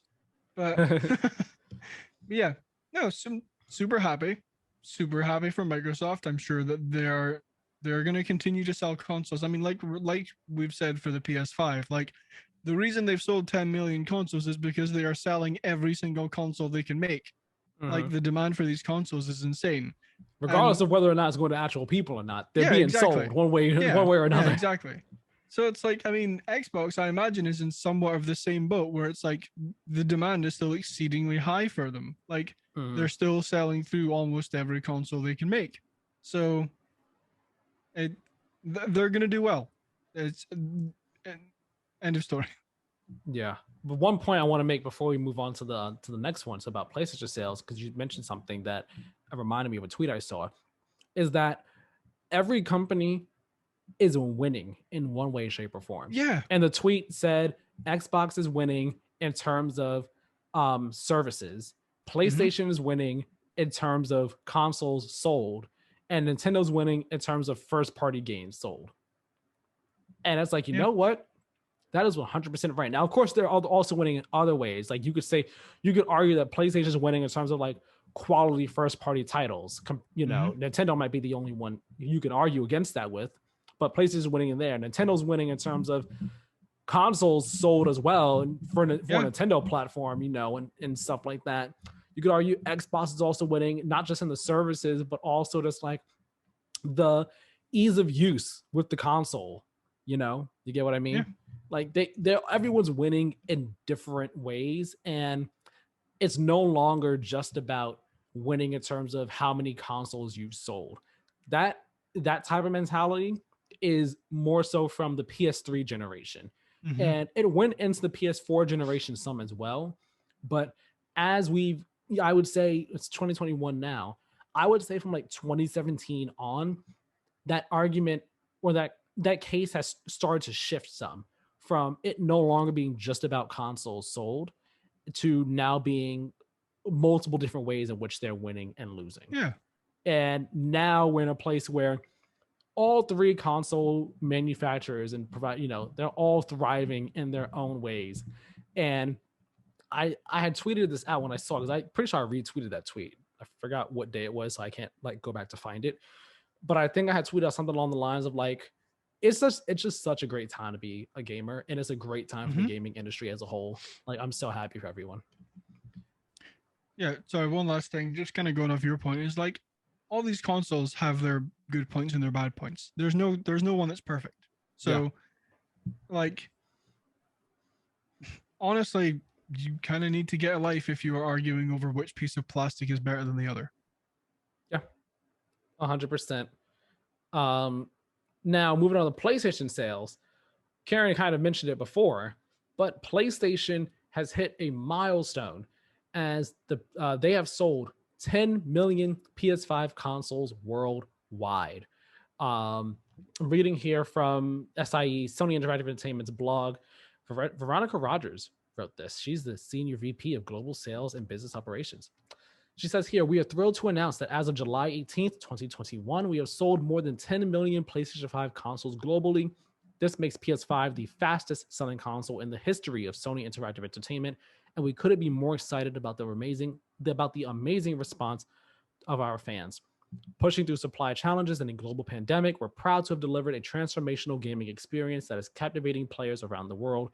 Everyone at SIE put their all into making the PlayStation experience better than ever. I'd like to call out a couple teams who made especially important contributions. And then she kind of goes on to name a few teams. I'm not going to mention them right here, but she goes on to name them. That's incredible. 10 million units. And let's see. Under a year. So it came out November. So December, January, February, March, April, May, June, 7-8 months. Yep. In that time frame. 10 million consoles in a pandemic where there's already a chip shortage going on. And I know we have said this before, but I really wonder what the console sales numbers would be like if there was no like chip shortage, if they were actually able to meet demand. Because I mean, of course, the consoles would have been sold out anyway for the first few months, for sure. Yeah. Even if there was no chip shortage, but things would have started to stabilize some more. I really wonder like where Sony's sales would be at and where Microsoft's sales would be at if there was no chip shortage going on, if they were able to meet people's demand for these consoles. And I think that's going to be something that we continue to wonder all throughout this coming generation. Like even by the time we get to the end of it, we'll still remember how Intel CEO is saying it could possibly go on until 2023. So from 2020 to 2023, those years of this console's life cycle, we'll wonder like, man, what could those sales number have been had companies been able to meet demand all that time, So it's truly fascinating. And going alongside this announcement, Sony, they also kind of announced like some of their other milestones for some of their games that have been released from PlayStation Studios. There's a link to it in that in the article that I have in the doc, Keiran. If you click on incredibly successful titles, that's the link there. So Marvel's Spider-Man Miles Morales has sold more than 6.5 million copies since releasing on November 12th, 2020. And this is as of July 18th. Keep in mind, as of July 18th, it has sold more than 6.5 million copies. MLB The Show 21 is the fastest selling in the franchise, with more than 2 million copies sold across all platforms, and the game has reached more than 4 million players since release on April 16th. Returnal, it has sold more than 560,000 copies since releasing on April 30th, and Ratchet & Clank has sold more than 1.1 million copies since releasing on June 11th. I think it's no surprise Spider-Man was going to be the biggest seller of all these. Not a surprise at all. I think it's noteworthy that they say here for MLB The Show, it has sold more than 2 million copies across all platforms, and it's reached more than 4 million players. Now, obviously, that means Game Pass has allowed it to reach more than 4 million players. Well, I guess Game Pass, actually. Game Pass, because the 2 million copies sold across all platforms would be PlayStation and Xbox, but the reach for the 4 million is Game Pass and all. Yeah. So it makes you wonder, like, how many what the sales numbers, how that split looks like how many were sold on PlayStation, how many were sold on Xbox, how many got it through on Xbox through Game Pass. Like, I wonder what that split looks like. Returnal selling more than 560,000 copies. That's obviously that's not a million. They've sold a little over 500,000 copies. I think that is obviously, I'm not a business guy. Of course, I don't know all numbers and stuff, but I think that's a pretty solid number for Returnal, considering Housemarque's past games and how this is their first real AAA game. And it's not an arcade game like they used to do before. And also considering it's a roguelike as well. Yeah. So considering all those things, I think that's a good number for them. And then Ratchet selling more than 1.1 million in just over a month's release. I think that's also pretty noteworthy. I don't think that anyone, I mean, I would have expected Ratchet to be like a giant seller, you know, selling like 2 million copies in the first month or anything. Because while Ratchet is beloved, I kind of say this in my review as well. Ratchet and Clank is a beloved PlayStation series. It was so beloved of the PlayStation 2. It has been beloved ever since it, you know, started. But the PS3 generation, it kind of like fans still loved it, but the series didn't get as much like attention or love as the bigger series that kind of came out during the PlayStation 3 generation, like Uncharted, God of War took a whole lot of prominence, Infamous, and other series like Resistance. They kind of started to get more attention from PlayStation fans. And Ratchet and Clank, while still beloved, it was more just like, okay, you're there as well. Yeah. And in the PS4, there were only 2 games. It was, actually, no, it's a lie. That's a lie. There was Into the Nexus in 2013, but then there was the 2016 game that was based on the movie. That was the only one for the PS4 generation. Yep. And like that one was based on the movie, but that was like based on the very first game. So like they haven't had a new game since 2013. And I feel like Rift Apart is the turning point for the series, where it's been given so much promotion in terms of like, hey, this is a big name game. This is a game that you should care about, that you should be excited for, be hyped for. And Ratchet and Clank is coming back. They are back in a big way. And I feel like this game is a turning point for the series. It's just such a step up from any of the games that in the series that I've played. But even from the ones I haven't played, from what I've seen of them, it's like such a step up. It's such an amazing game. So I think that the next Ratchet and Clank will definitely sell more than this one. Like, this is just 1.1 in just over a month. I think the next one will probably do more, or if not more in that same time frame, it'll do more in the long term. That's what I think. Yeah, I mean, I'm definitely not surprised that Rift Apart has done so well, considering it's kind of I don't want to say like the first game to like really show off the PS5 because of Demon Souls and Miles Morales, but it's the first game that has been like entirely built from the ground up for the PS5. You can argue Demon Souls as well, but there's Demon Souls, there's Returnal, there's I guess you could say Destruction All Stars, but no one really talks about Destruction All Stars for good reason. So I guess like the two that you would say would be, well, the 3 Demon Souls. If you don't want to, if you include it, even though it's a remake, it's still there. Demon Souls, Returnal, and now this Ratchet and Clank. I will rephrase. It's the first party game. If you before Returnal. Before like the acquisitions, right? Because they announced Housemarque after Rift Apart came out. So when it launched, it was the first party game that has been entirely built from the ground up for exclusively PS5. Mm-hmm. So I'm not surprised it's sold that many copies. Also, I mean, like you say, Ratchet and Clank just has a long history on PlayStation. Yeah. Speaking of Returnal, it's like, yes, they didn't sell 1 million copies. So what? Because like if every copy of that game sold at $70, which it didn't, because you'll have like discounts and like currency conversions and that whatever. Actually, I don't know when it first went on sale. I think it first went on sale recently, maybe. Yeah, I think it was full price for a while. Yeah, so 560,000 copies at $70 is just under $40 million. So I mean, it's not a small chunk of change.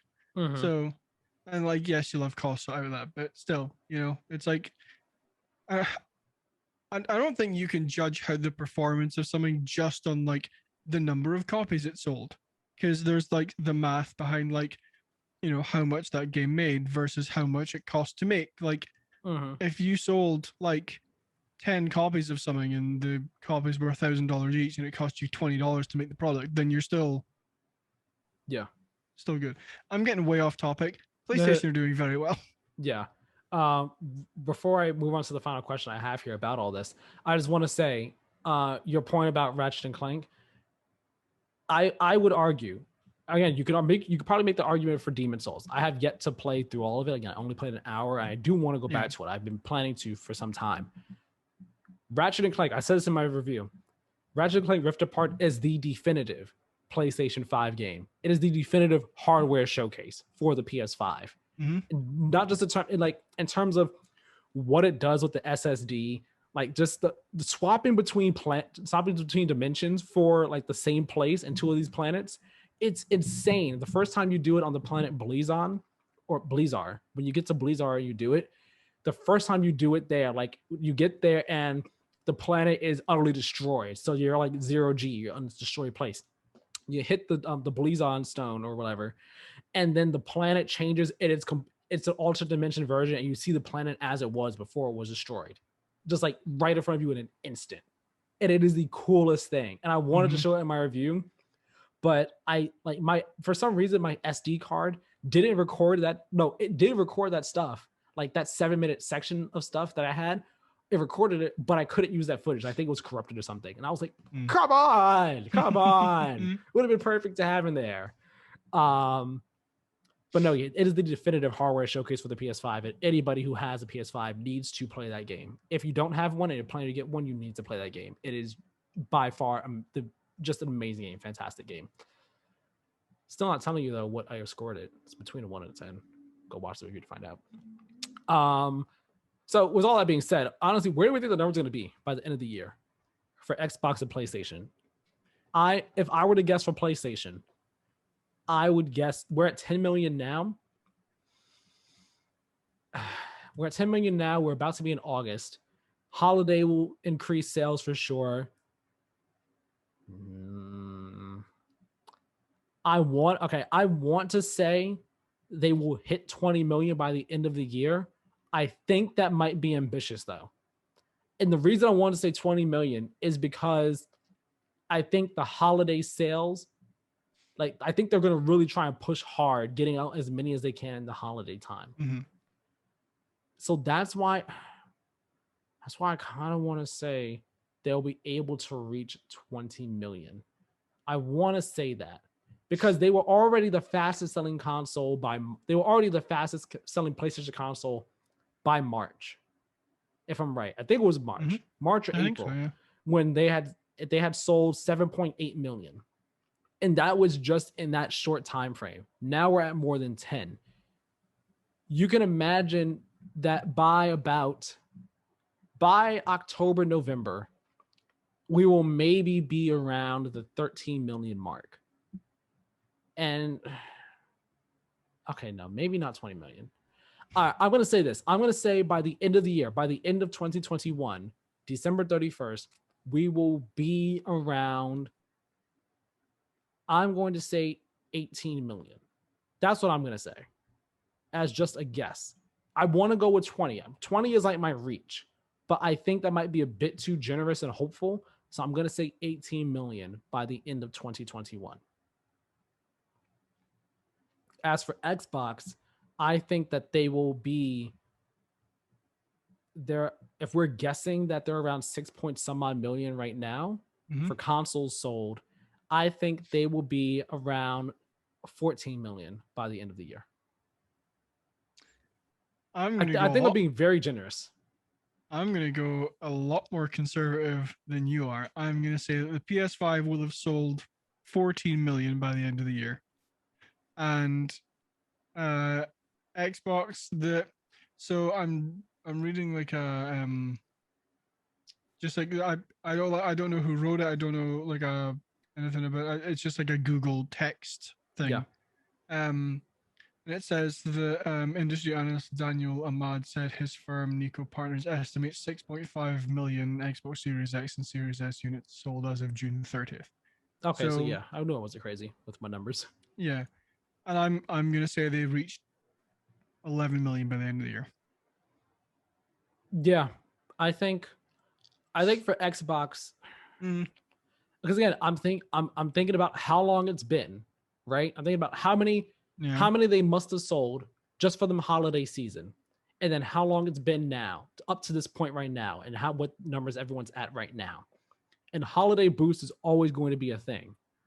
So I'm trying to think about how many they sold between the holiday season to now, how many they could possibly sell in the lead up to the holiday season, and what the holiday season will do for them. That's what I'm trying to think of, which is why I'm thinking PlayStation could possibly reach 20 million by the end of the year. Because if they were at 7.8 million, I believe it was in March or February, whatever time it was, if they were at that point then, and they've just hit over 10 million now, that puts them 4 to 5 months later, they've sold 2 point some odd million more, right? But they sold 7.8 in the first holiday rush. So I would guess August, September, October, 3 more months will put them at about 13 million in October, right? If I'm guessing. November and December, heavy holiday months. If they can sell, I'm guessing they will try to sell at hopefully maybe about like 4 to 5 million by then, pushing them over to 16, 17 million. So that's what I'm saying. 17, 18 is probably realistic. 20 is very generous for me with PlayStation. Xbox, that's why I said 14. Because I'm thinking maybe they can sell, again, maybe they can push out 2 to 3 million by October. And then holidays can really boost them up another 3 or 4 million up to 14. My math might have been wrong there, but you kind of get my mentality on things. Yeah, we will wait and see. Like I said, I don't think the Xbox is going to be able to more than double the amount of consoles they have sold in the next 5 months. Probably not, but again, supply, like all the supply is limited and will be limited for a bit. It is getting better day by day. Yeah. So there's also that to take into account. I don't have it on here, but what do you think Game Pass numbers will be by the end of the year? Last they were reported, it was what, 23 million? Yeah. It'll be by the end of the year. End of the year, 30. You think it'll be 30? Halo Infinite coming out theoretically November, December time.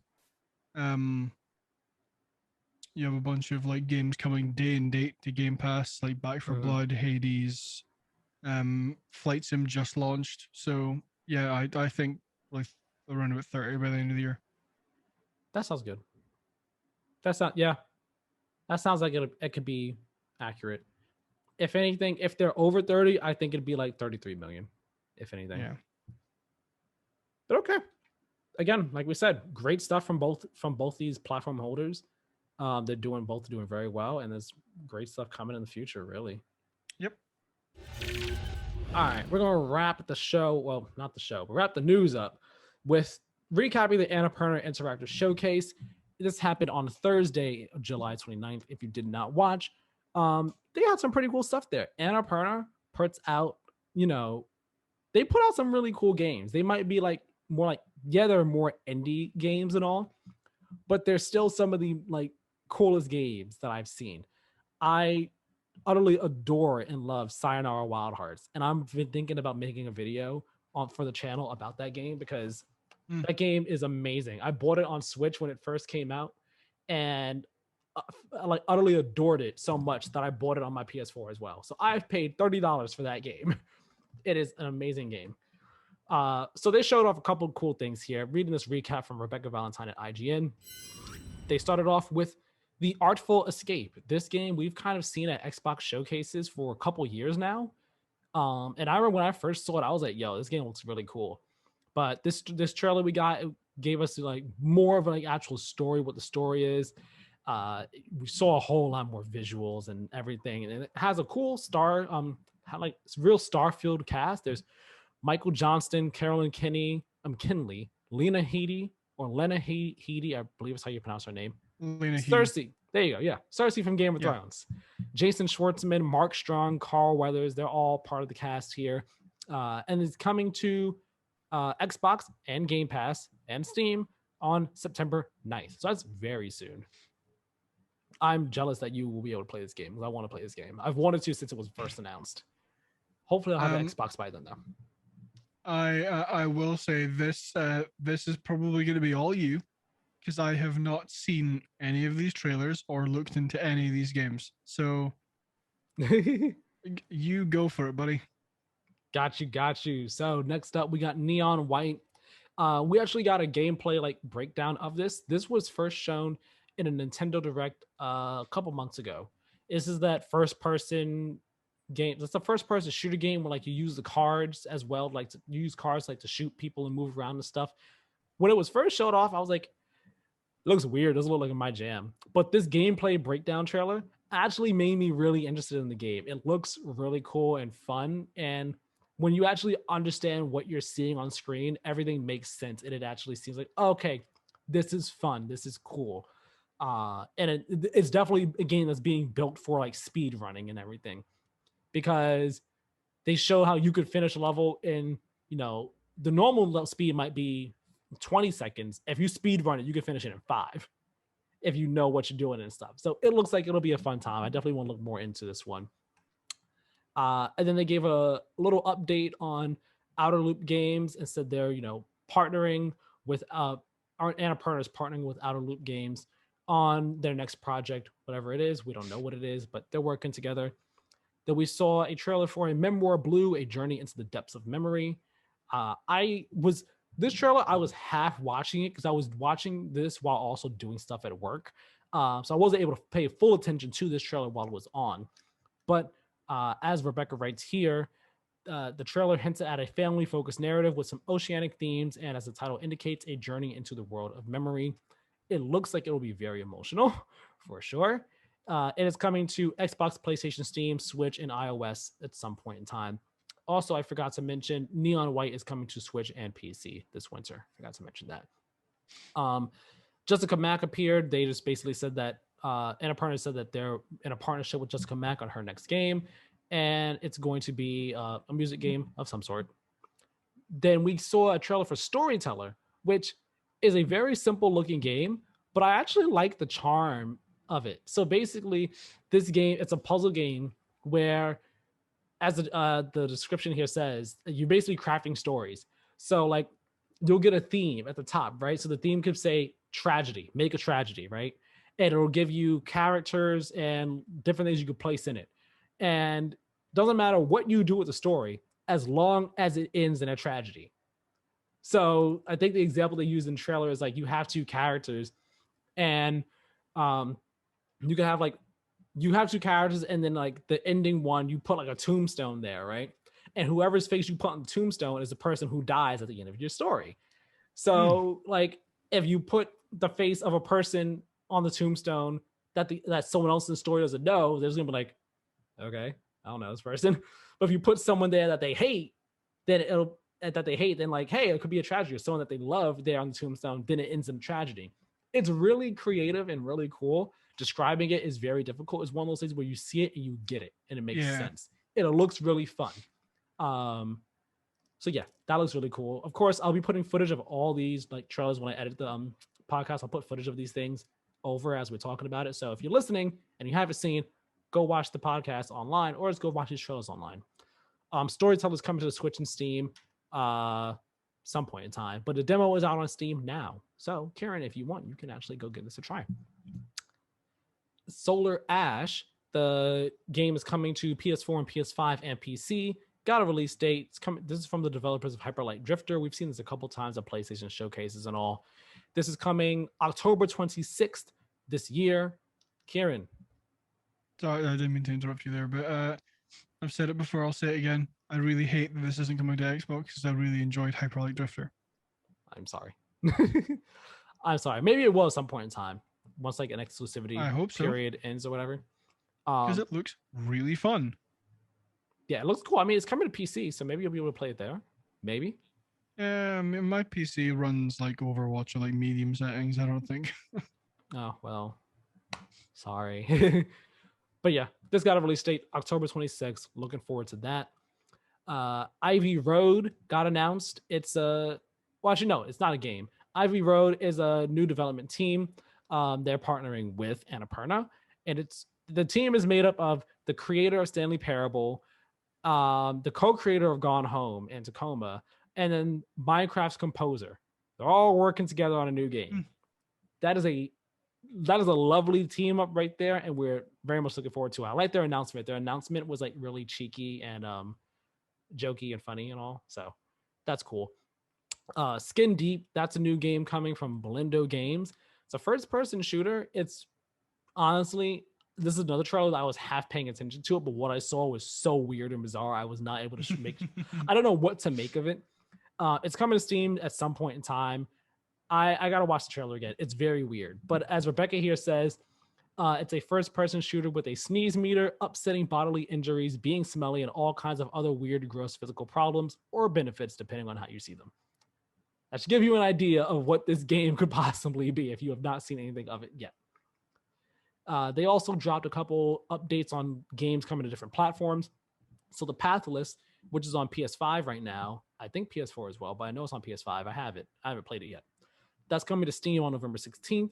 What Remains of Edith Finch is coming to iOS on August 16th. I Am Dead comes to PS5, PS4, and Xbox on August 9th. Telling Lies and Gorogoa are both headed to Xbox Game Pass sometime soon. And then we got a look at Stray. This game was the first shown at the PlayStation 5 reveal event. It's an indie game with the cat in the world, with the robots and the stuff happening. So we got to see a actual gameplay of this. We haven't seen anything since that first announcement. And this game looks really interesting and really cool. And at first, when it was first announced, I was like, okay, interesting world. And people were like, oh my gosh, it's Stray. And I was just like, I mean, I don't know why we're going crazy over it. We don't know much about it yet. Now, after watching this, I'm like, okay, I want to play Stray. This game looks really cool. It looks like it'll be fun and heartwarming. And it's coming to PS4, PS5, and PC early 2022. So gotta wait a bit, but not too long for it. Then we got, let's see, an update from No Code Entertainment Productions. They're working with Annapurna on their next game, which is basically, they said it's going to be a horror game. They said their past games, they never tried to make a horror game, but it was. This game, they are actually trying to make a horror game. So that's what they're doing.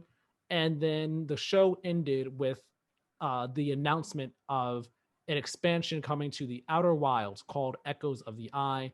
It's coming to PS4, Steam, Epic Games Store, and Xbox on September 28th.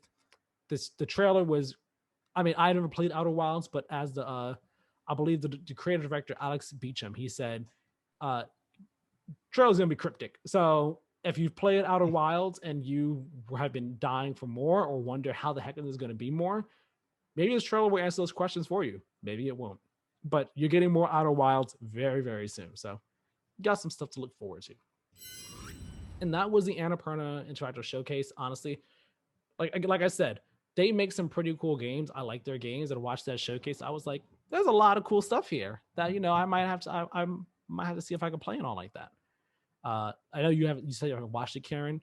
If you do get a chance to watch it, or even just the trailers from the games that were shown there, maybe some of them will pique your interest and catch your eye. Yeah, I honestly, I meant to go back and watch some of the trailers for it. I forgot to, so I'll go back and do that at some point, probably today. Nice. Now we are going to head into what we have been playing, and we each have 3 games here. Keiran has all new things. I don't believe you've talked about any of these before. Nope. So I want to hear about what you've been playing first. Because I have two games I've talked about before, one new one. I want to hear what you got to say first. Let's hear all about these fresh new games from Keiran. The first up being The Crew 2. Tell me about The Crew 2. What's got you playing this? I don't know. My friends and I randomly decided to start playing the Crew 2 again. It's still as fun as I remember it. It's not my favorite driving game, just Forza Horizon 4, but it's probably like I don't play a lot of driving games. I'm not good at driving games, so like don't spend a huge amount of my time playing them. But I really like the premise of the Crew. You can drive across the entire United States. We spent like a solid 45 minutes the other day. My friend Hannah got in, I don't know what car she was driving, but we started in the strip in Vegas, and then she went off, and then me and my friend Scott got in Formula One cars, and we raced to see who could catch her first. And that, like, it was meant to just be like, like a small 5-minute thing, because like Formula One cars are super fast, and I don't think she was in a terribly fast car, but she started taking like dirt roads and going up mountains and stuff, and I'm like, I can't do that in a Formula One car. So it went on for like 45 minutes, and honestly, it was so much fun. So yeah, just randomly start playing the Crew 2 again. I'm still playing the Crew 2 actually. I think I'm probably gonna play some either tonight or tomorrow. Okay, cool. See, it makes me want to play the Crew 2. Like it's not free to play, right? Or did it? No. Did it transition? Okay, I didn't think it did, but I don't think so. I've seen it on sale a couple times and stuff like that. And again, I just always think about how the premise of the Crew is always so exciting to me, and how the Crew 2, has the planes and the boats and the cars and everything is not just cars. I'm like, man, that sounds like it'd be so much fun. So maybe one day I'll just be like, you know what the heck? Let's just do a cross-country journey in the Crew 2. Let's just do it and have fun. Yeah. But speaking of cross-country journeys, you can do international journeys in Microsoft Flight Sim on the Series X. Tell me about this. I've played a small amount. I haven't played a whole lot. Okay. It came out on, I think, the 27th, but I think I've played maybe like 2.5 hours, something like that. I have mixed feelings on it. The game looks stunning, looks great, is very interesting, and like once you like actually get up in the air and are flying around, it's pretty fun. Obviously, the first thing I did was flew over my house, because and take off from my local airport, because it's like a rite of passage in Flight Sim. But it's hard to control. Like as much as I understand this is like a simulator, it's not designed to be a game where like it's not designed to be a game where like it's like use this button to accelerate and then this button to move, and then like you don't have to worry about like your like it's not like your standard flying in a regular game like a GTA or the Crew, where it's like you don't have to worry about all the intricacies of actually flying a plane. Yeah, it's like you have to like I have all of the like assists on max they can go, because I'm like I kind of just want to fly around. Yeah. And like if I want to get into the simulation part of it later on, then like I can turn those off. But for now I just have everything on max basically. But yeah, it's a little hard to control. I don't know if it was the plane I was flying or just not being, good at flying yet, or what it was, but I don't hate it. It's not bad. I'm definitely going to play more of it. I just would prefer to play something else at the moment that is maybe a little bit more fun for me. But I think if you want like the best experience for this game, you get like the Turtle Beach like joystick with the thing. They were like, I don't know what it's called, but like the pitch and yaw thing. I don't know. Yeah. Like, yeah, you pick up some like proper accessories for the game. Okay. Yeah, I've been seeing people like posting their clips of them playing, and I started to watch Digital Foundry's video on it last night. I made it 4 minutes in, and then I was like, all right, I need to put something else on while I fall asleep, because I'm actually dozing while watching this, and I want to properly watch this. So I'll watch that at some point, maybe today or tomorrow. But yeah, the game looks great, and when I eventually get a Series X, I'll download it from Game Pass. That's not a game I would buy, no matter how great it is. 100%. That's not a game I would buy, because I'm not a flight sim person. I'm not a simulation person at all. But I would probably get a Game Pass try, just like you said, fly over my house in Brooklyn and all, fly around, fly to LA, fly to other countries, just to explore the world in a way in which I can't for real. Yeah. There's no way for me to segue into this properly. But your final game here is Mech Warrior 5. You can't fly planes, but you can control mechs in this one. So tell me about it. I have no rhyme or reason as to why I was playing this. I was scrolling through Game Pass and just like looking for a random game to play. It wasn't that big to download, so I was just like, fuck it, why not? I've played I think the tutorial in the first mission. It's weird. I don't know if I like it. It's driving mechs about. Of course I like it, but no, I mean I don't really have a whole lot to say about it. It's an okay game, I would say. I might play more of it. I might not. I haven't decided yet, but the mission that I've done is basically you have to go and destroy power generate. Honestly, I didn't really pay that much attention. I was just driving the mech about and shooting rockets at things. I see. So you just like turned your brain off. It was like, I'm just gonna... Yeah, kind of, yeah. The controls are maybe like a little bit weird, but not to the point where like it's difficult to grasp. It's just it takes like a tiny bit of time to get used to. Yeah, it's fun. It's intriguing, I guess you could say. I'll probably play more of it at some point. Cool. Got some nice games here that you've been playing and all. Interested to hear more about each of these if you continue to play them. Especially Flight Sim. I really want to hear, like, if you do keep playing it, like if you get used to controls, if you start to like them, if you start to dislike them more, other places you fly to, if you start to turn off some of the assists, get more into the sim elements of it all. I'm really interested, really curious. One thing I will say about Flight Sim that I forgot to mention is like it has. I hate when they do this on console, especially when it's done poorly, which I think it is in Flight Sim. Just from what I've played so far, is that like a mouse cursor instead of just like being able to scroll through the. Oh, like in Destiny or in games like that, where it's like I see. Yeah, because like for me at least so far, it's been kind of like stuttery a little bit, so I'll be like jumping about places. Might just be my Xbox, but because I haven't seen anyone else complain about that, so it might just be a me thing. But I don't like that at the best of times, but when it's done poorly or when I'm having issues with it, it's quite frustrating. I see. Okay. Okie doke. So yeah, I've been playing 3 games. I'll start off with Knockout City real quick. I don't have much to say about it. The new season came out this week. Fight at the movies. So it brought a new map. The new map, I forgot what it's called. I forgot the name of the map. Basically, it's on like a movie stage.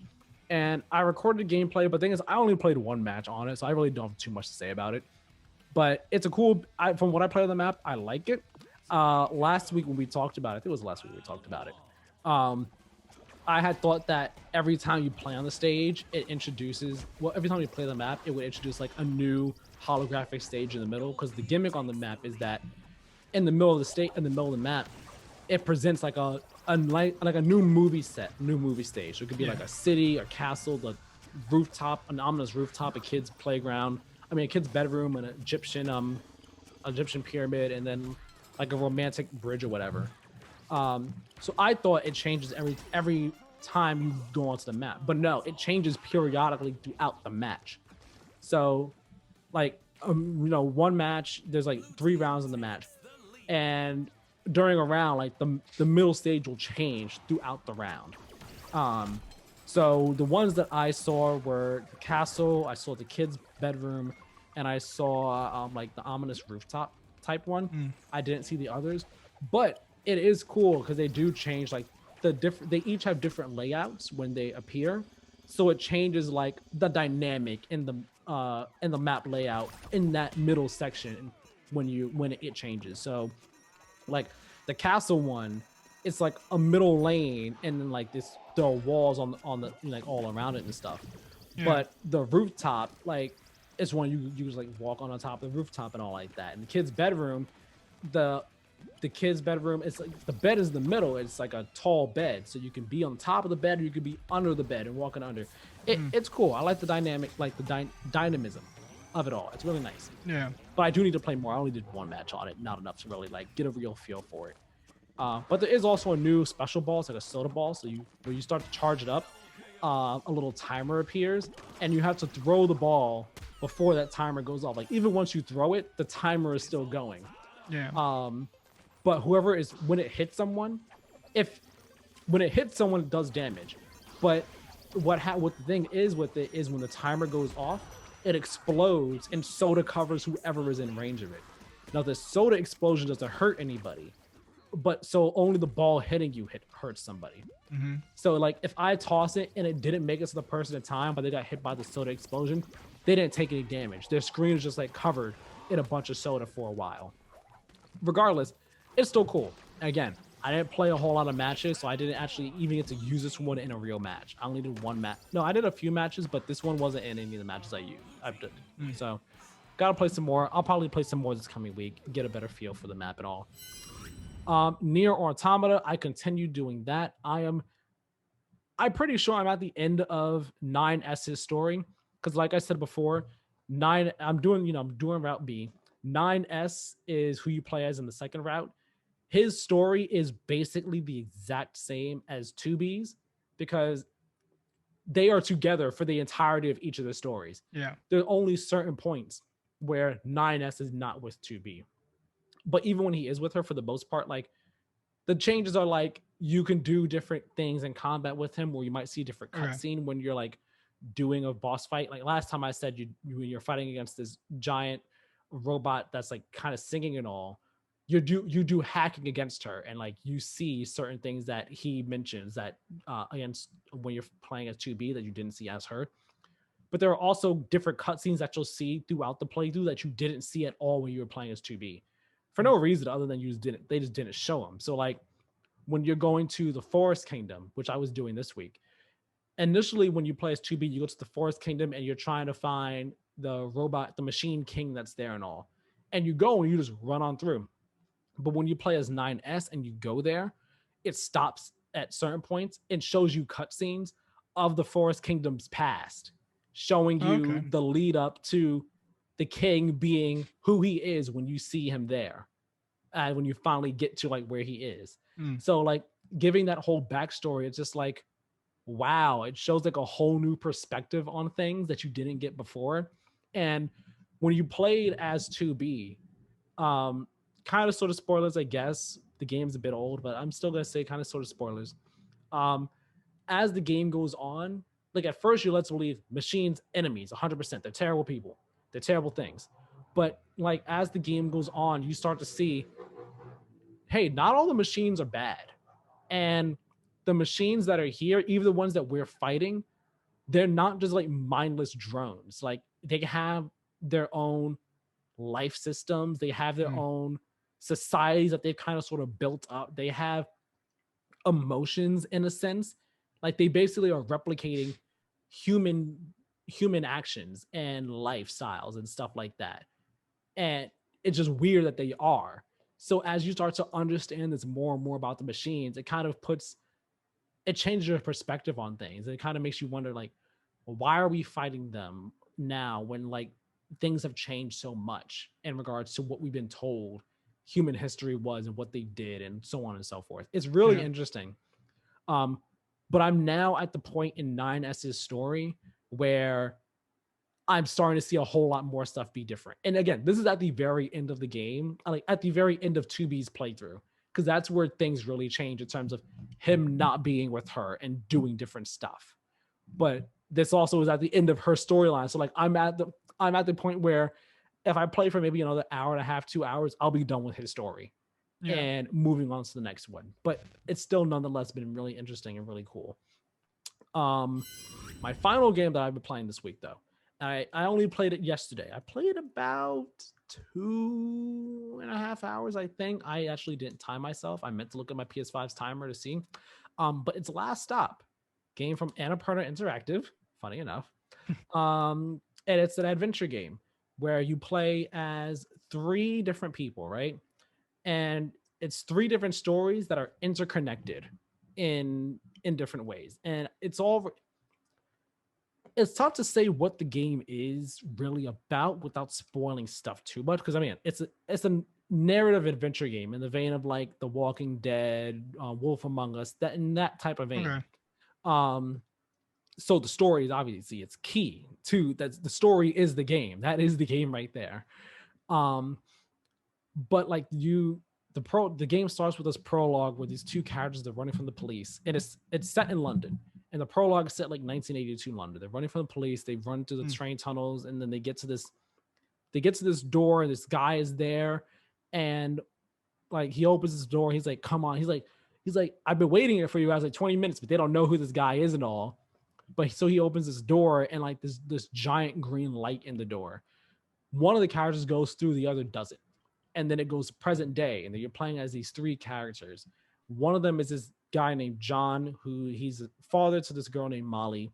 I guess he's out of shape. I don't want to say overweight, but out of shape. He has health issues and stuff. Yeah. And he's at this job where he's treated so poorly and everything. And there's a twist with his story. I don't want to say what the twist is, but well, I guess I can say what the twist is because it's the crux of his story, what it's about. Yeah. I guess I'll say that. But what happens with his story is he ends up swapping bodies with someone else that he knows. And yeah, so he ends up swapping bodies with someone else that he knows. And now it's about them trying to figure out how to fix this. If you see what happened, when you see what happens, you know how they swap bodies. I'm not saying that's part specifically. You know how they swap bodies, but now it's about figuring out why it was done and how to fix it. Then there's another woman. Her name, oh gosh, I'm blanking on her name right now. But she works for like this government agency, the secret government agency or whatever. And I don't know too much about what she's gonna be doing, but she's trying to go on this mission, and she's being tested along with this other candidate, this new hire or whatever. And she's like really trying to go on this mission, and she's like, why are you having me go up against them instead of just sending me on? Like, I'm the right person for the job. So she's dealing with that at work, but she also has marital issues at home because she's cheating on her husband with this other guy. And yeah, that's a thing. And crazy. So there's that. And then the third person you play is this kid named Donna, this girl named Donna. She's a high school student. And her friends witness this guy who has connections of some sort to the green stuff, the green glow we saw at the beginning in the prologue. He has connections to that in some way, shape, or form. And she's trying to like figure out what's going on with her friends, but also figure out what's going on with him.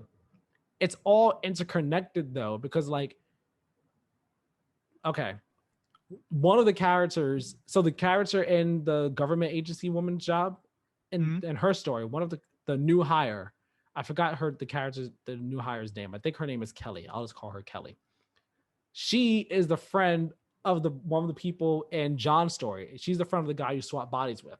So you see them at some point in time. In the first episode of John's story as well, you see the government agency woman walking by in the background on the phone during a phone call. You play that part when you do her story. And you see him walk by, so you see what she was talking about on the phone and all.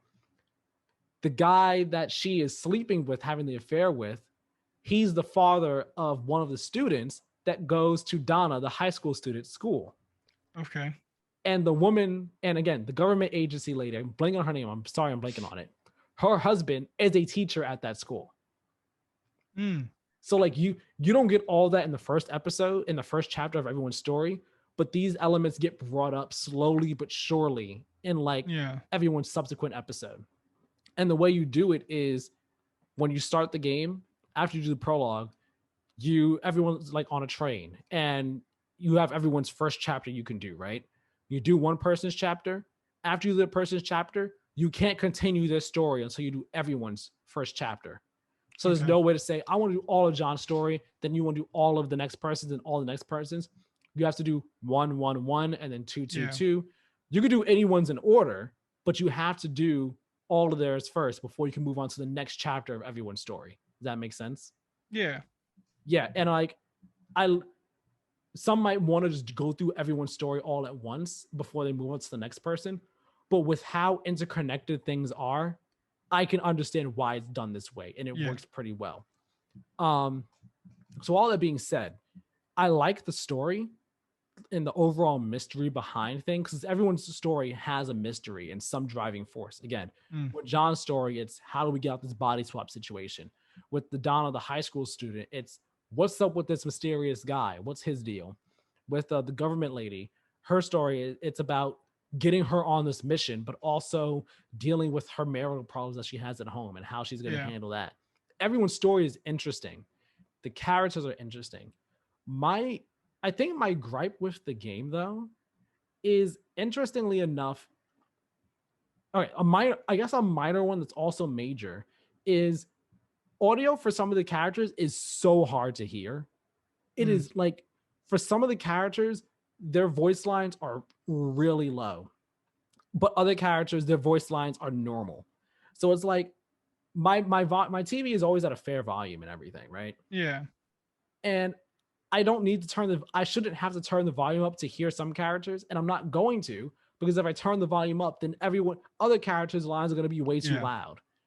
So, and I'm pretty sure like the voice options, I didn't mess with the sound options in the settings.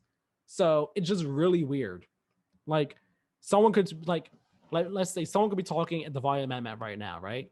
And then the very next person who talks will be like, yeah, it's just like, wait, hold on, what? I can barely hear what you're saying. Subtitles are on, so it works just fine. But it's just like, why are some people's lines quieter than others? It's just really weird. So that's one gripe I have. And then another gripe I have, which, I mean, I got used to it, is that it does that thing in certain games where you're walking and then the camera will change. The camera changes, and if you keep holding the button, you'll keep moving in that direction. But then you have to move the analog stick when it comes time for you to turn. So things just, I hate when that happens. But going hand in hand with that is the fact that people will be talking in the game, right? Like scenes will be happening in the story, and then just hard cuts will happen to the next scene. And for me, it's a bit abrupt, and it feels like we're skipping stuff, or things are just happening a bit too abruptly. Like scene cuts are happening a bit too suddenly for me, where it's just like, I'm in, like, for example, one of them is when you're playing as John, you're talking to his daughter in their apartment, right? They're talking, and then there's just a hard cut to them outside.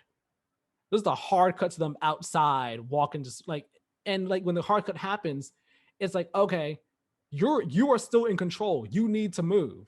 But I didn't realize I needed to move. So it's like, oh shoot, okay, let me move. Yeah. And sometimes when these hard cuts happen, because the way the camera is done, the camera is always like a nice cinematic angle. So it looks like, oh, it's a cutscene where they would be walking. You know, they'd be walking, talking, you're listening. But you're actually supposed to be controlling them. So it's a bit unclear that I need to control them right now. Yeah. So after a while, you understand, I need to be controlling them. But there are also times where like the cuts will happen and you actually don't need to control them. Everyone will be walking on their own. So it's like, because there's a mixture of the two, it's like, okay, am I supposed to be controlling them right now? Am I not supposed to be? What's going on? And I would much prefer, hey, if there was something on screen signifying, okay, this is when you're supposed to be walking, because the HUD, there is no HUD. The only things that pop up on screen is when you're talking to characters, like when you're actually in the story dialogue things. There are moments in the game where like you can walk around an area and explore, but there's really not much to do in those moments. It's really just like, let me walk to the thing I need to go do. And that's about it. And what kind of makes these moments where you're supposed to be walking around while characters are talking and stuff, what makes it a bit more annoying is, again, because the camera is put in cinematic angles, you might think you need to walk one way, but you actually need to walk a different way. So like the camera, there's a part where you're in the park with your daughter Molly as John. You're talking, you're walking to school or whatever, and it cuts, and you guys are coming from, if you're looking at the TV screen, right? You guys are coming from the right-hand side, coming down towards the screen from the right, okay? So you're walking, and I'm thinking, okay, I just got to walk on down this way towards the screen. Nope, I got down to the bottom of the screen, and I walked off screen, and the camera didn't change. I was like, oh, okay, let me walk back on screen and walk to the left down this way. Like it's at first it's very disorienting. You're just like, wait, why is it like this? After a while, I adjusted to it and I was like, okay, I understand like what the game is trying to tell me, like how they're trying to signpost me to go certain ways, and I understand the jank behind the presentation of certain things here. Yeah. I don't particularly like the jank, but I adjusted to it and I'm like, okay, now I'm actually like flowing with certain things better. That I think those are my issues with it. That being said, I do still like the game. Oh, also there are sometimes there are like weird frame rate issues. It actually happens very infrequently, but I noticed it when I was playing the government woman story, where walking in and out of her build, out of the her job, like the game, or at least on PS5, the PS5 version is 60 FPS, right? I'm walking, and then like the frame rate just tanks to 30 for like a 2 seconds, then it comes back up to 60, then it just drops back down to 30 again, and it comes back up to 60, and then it's fine. And I think it also happened at another point in time where I was playing as Donna, and they were like doing a stakeout on the guy's house and just tossing around like bottles at things, right? Just while people talked and everything. Yeah. And while I turned the camera, again, the game is normally 60, but once I turned the camera when I hit a certain point, I was looking at a certain area, and the frame rate just dropped to 30, and then would be back up to 60. And I mean, those are literally just like occasional blips that happen, but it's things where it happens, I'm just like, that's annoying. I'm really not a frame rate snob at all, but especially in a game like this where like, the frame rate is not like the worst thing in the world. I don't need it to be like high frame rate or anything like that, really doing nothing intensive and stuff.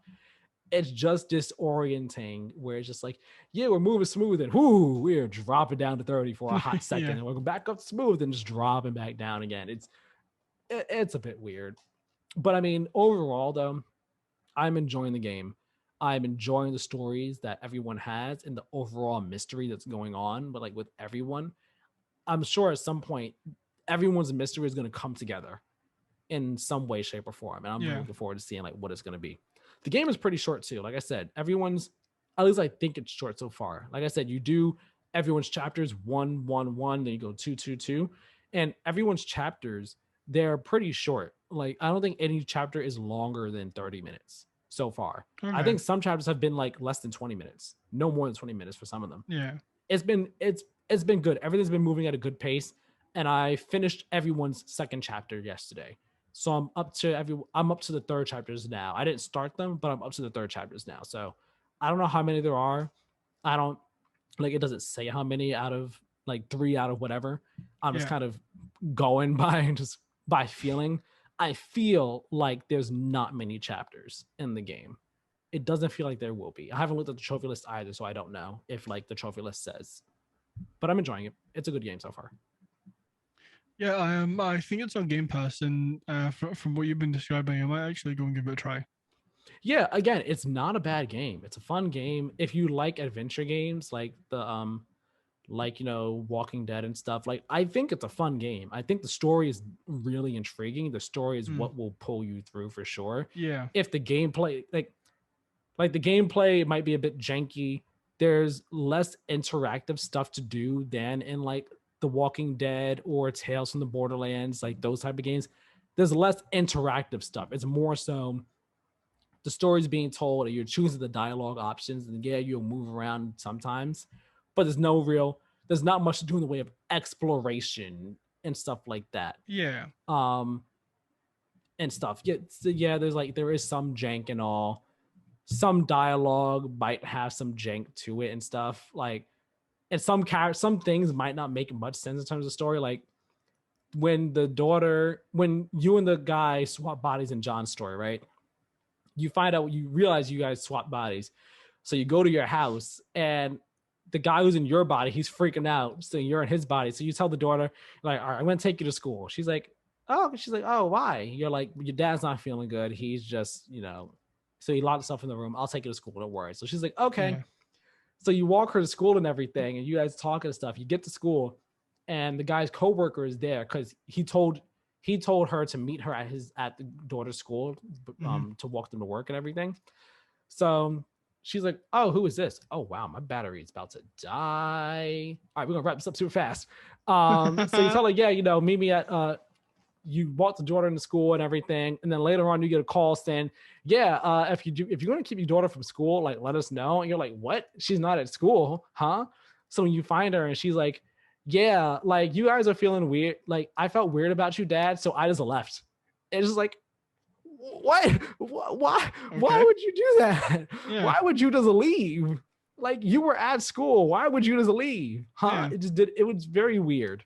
Nonetheless, it's a good game. I think people will enjoy it. I'm enjoying it so far. That's why I am on it. Yeah. So yeah, that will wrap up episode 18 of the Play to Win podcast. Thank you all so very much for listening and watching. I hope you all enjoyed so much. Remember, go follow us over on Twitter and Instagram at Play to Win Game for updates on the show, all that jazz. Follow us on, not follow us, subscribe to us on YouTube for, you know, everything. Subscribe to us so you see all the things we post and stuff. Turn on notifications so you know when videos go live. Go watch that Ratchet & Clank Rift Apart review that I did. It's a good review, very good review. I really love that game. Make sure you go watch any of our other videos that we've also done as well. Share the videos, like the videos, comment. Same for podcast services. Share everything, comment, review, so on and so forth. Keiran, where can people find you? You can find me on Twitter and Instagram at badlynet, BADLYNET, all one word. Awesome, fantastic. Go follow him there. And you can follow me on Twitter at Tyler Miller 2496, where I tweet about gaming industry, games I'm playing, anime, comics, movies, so on and so forth, all that jazz. Thank you all so very much for watching.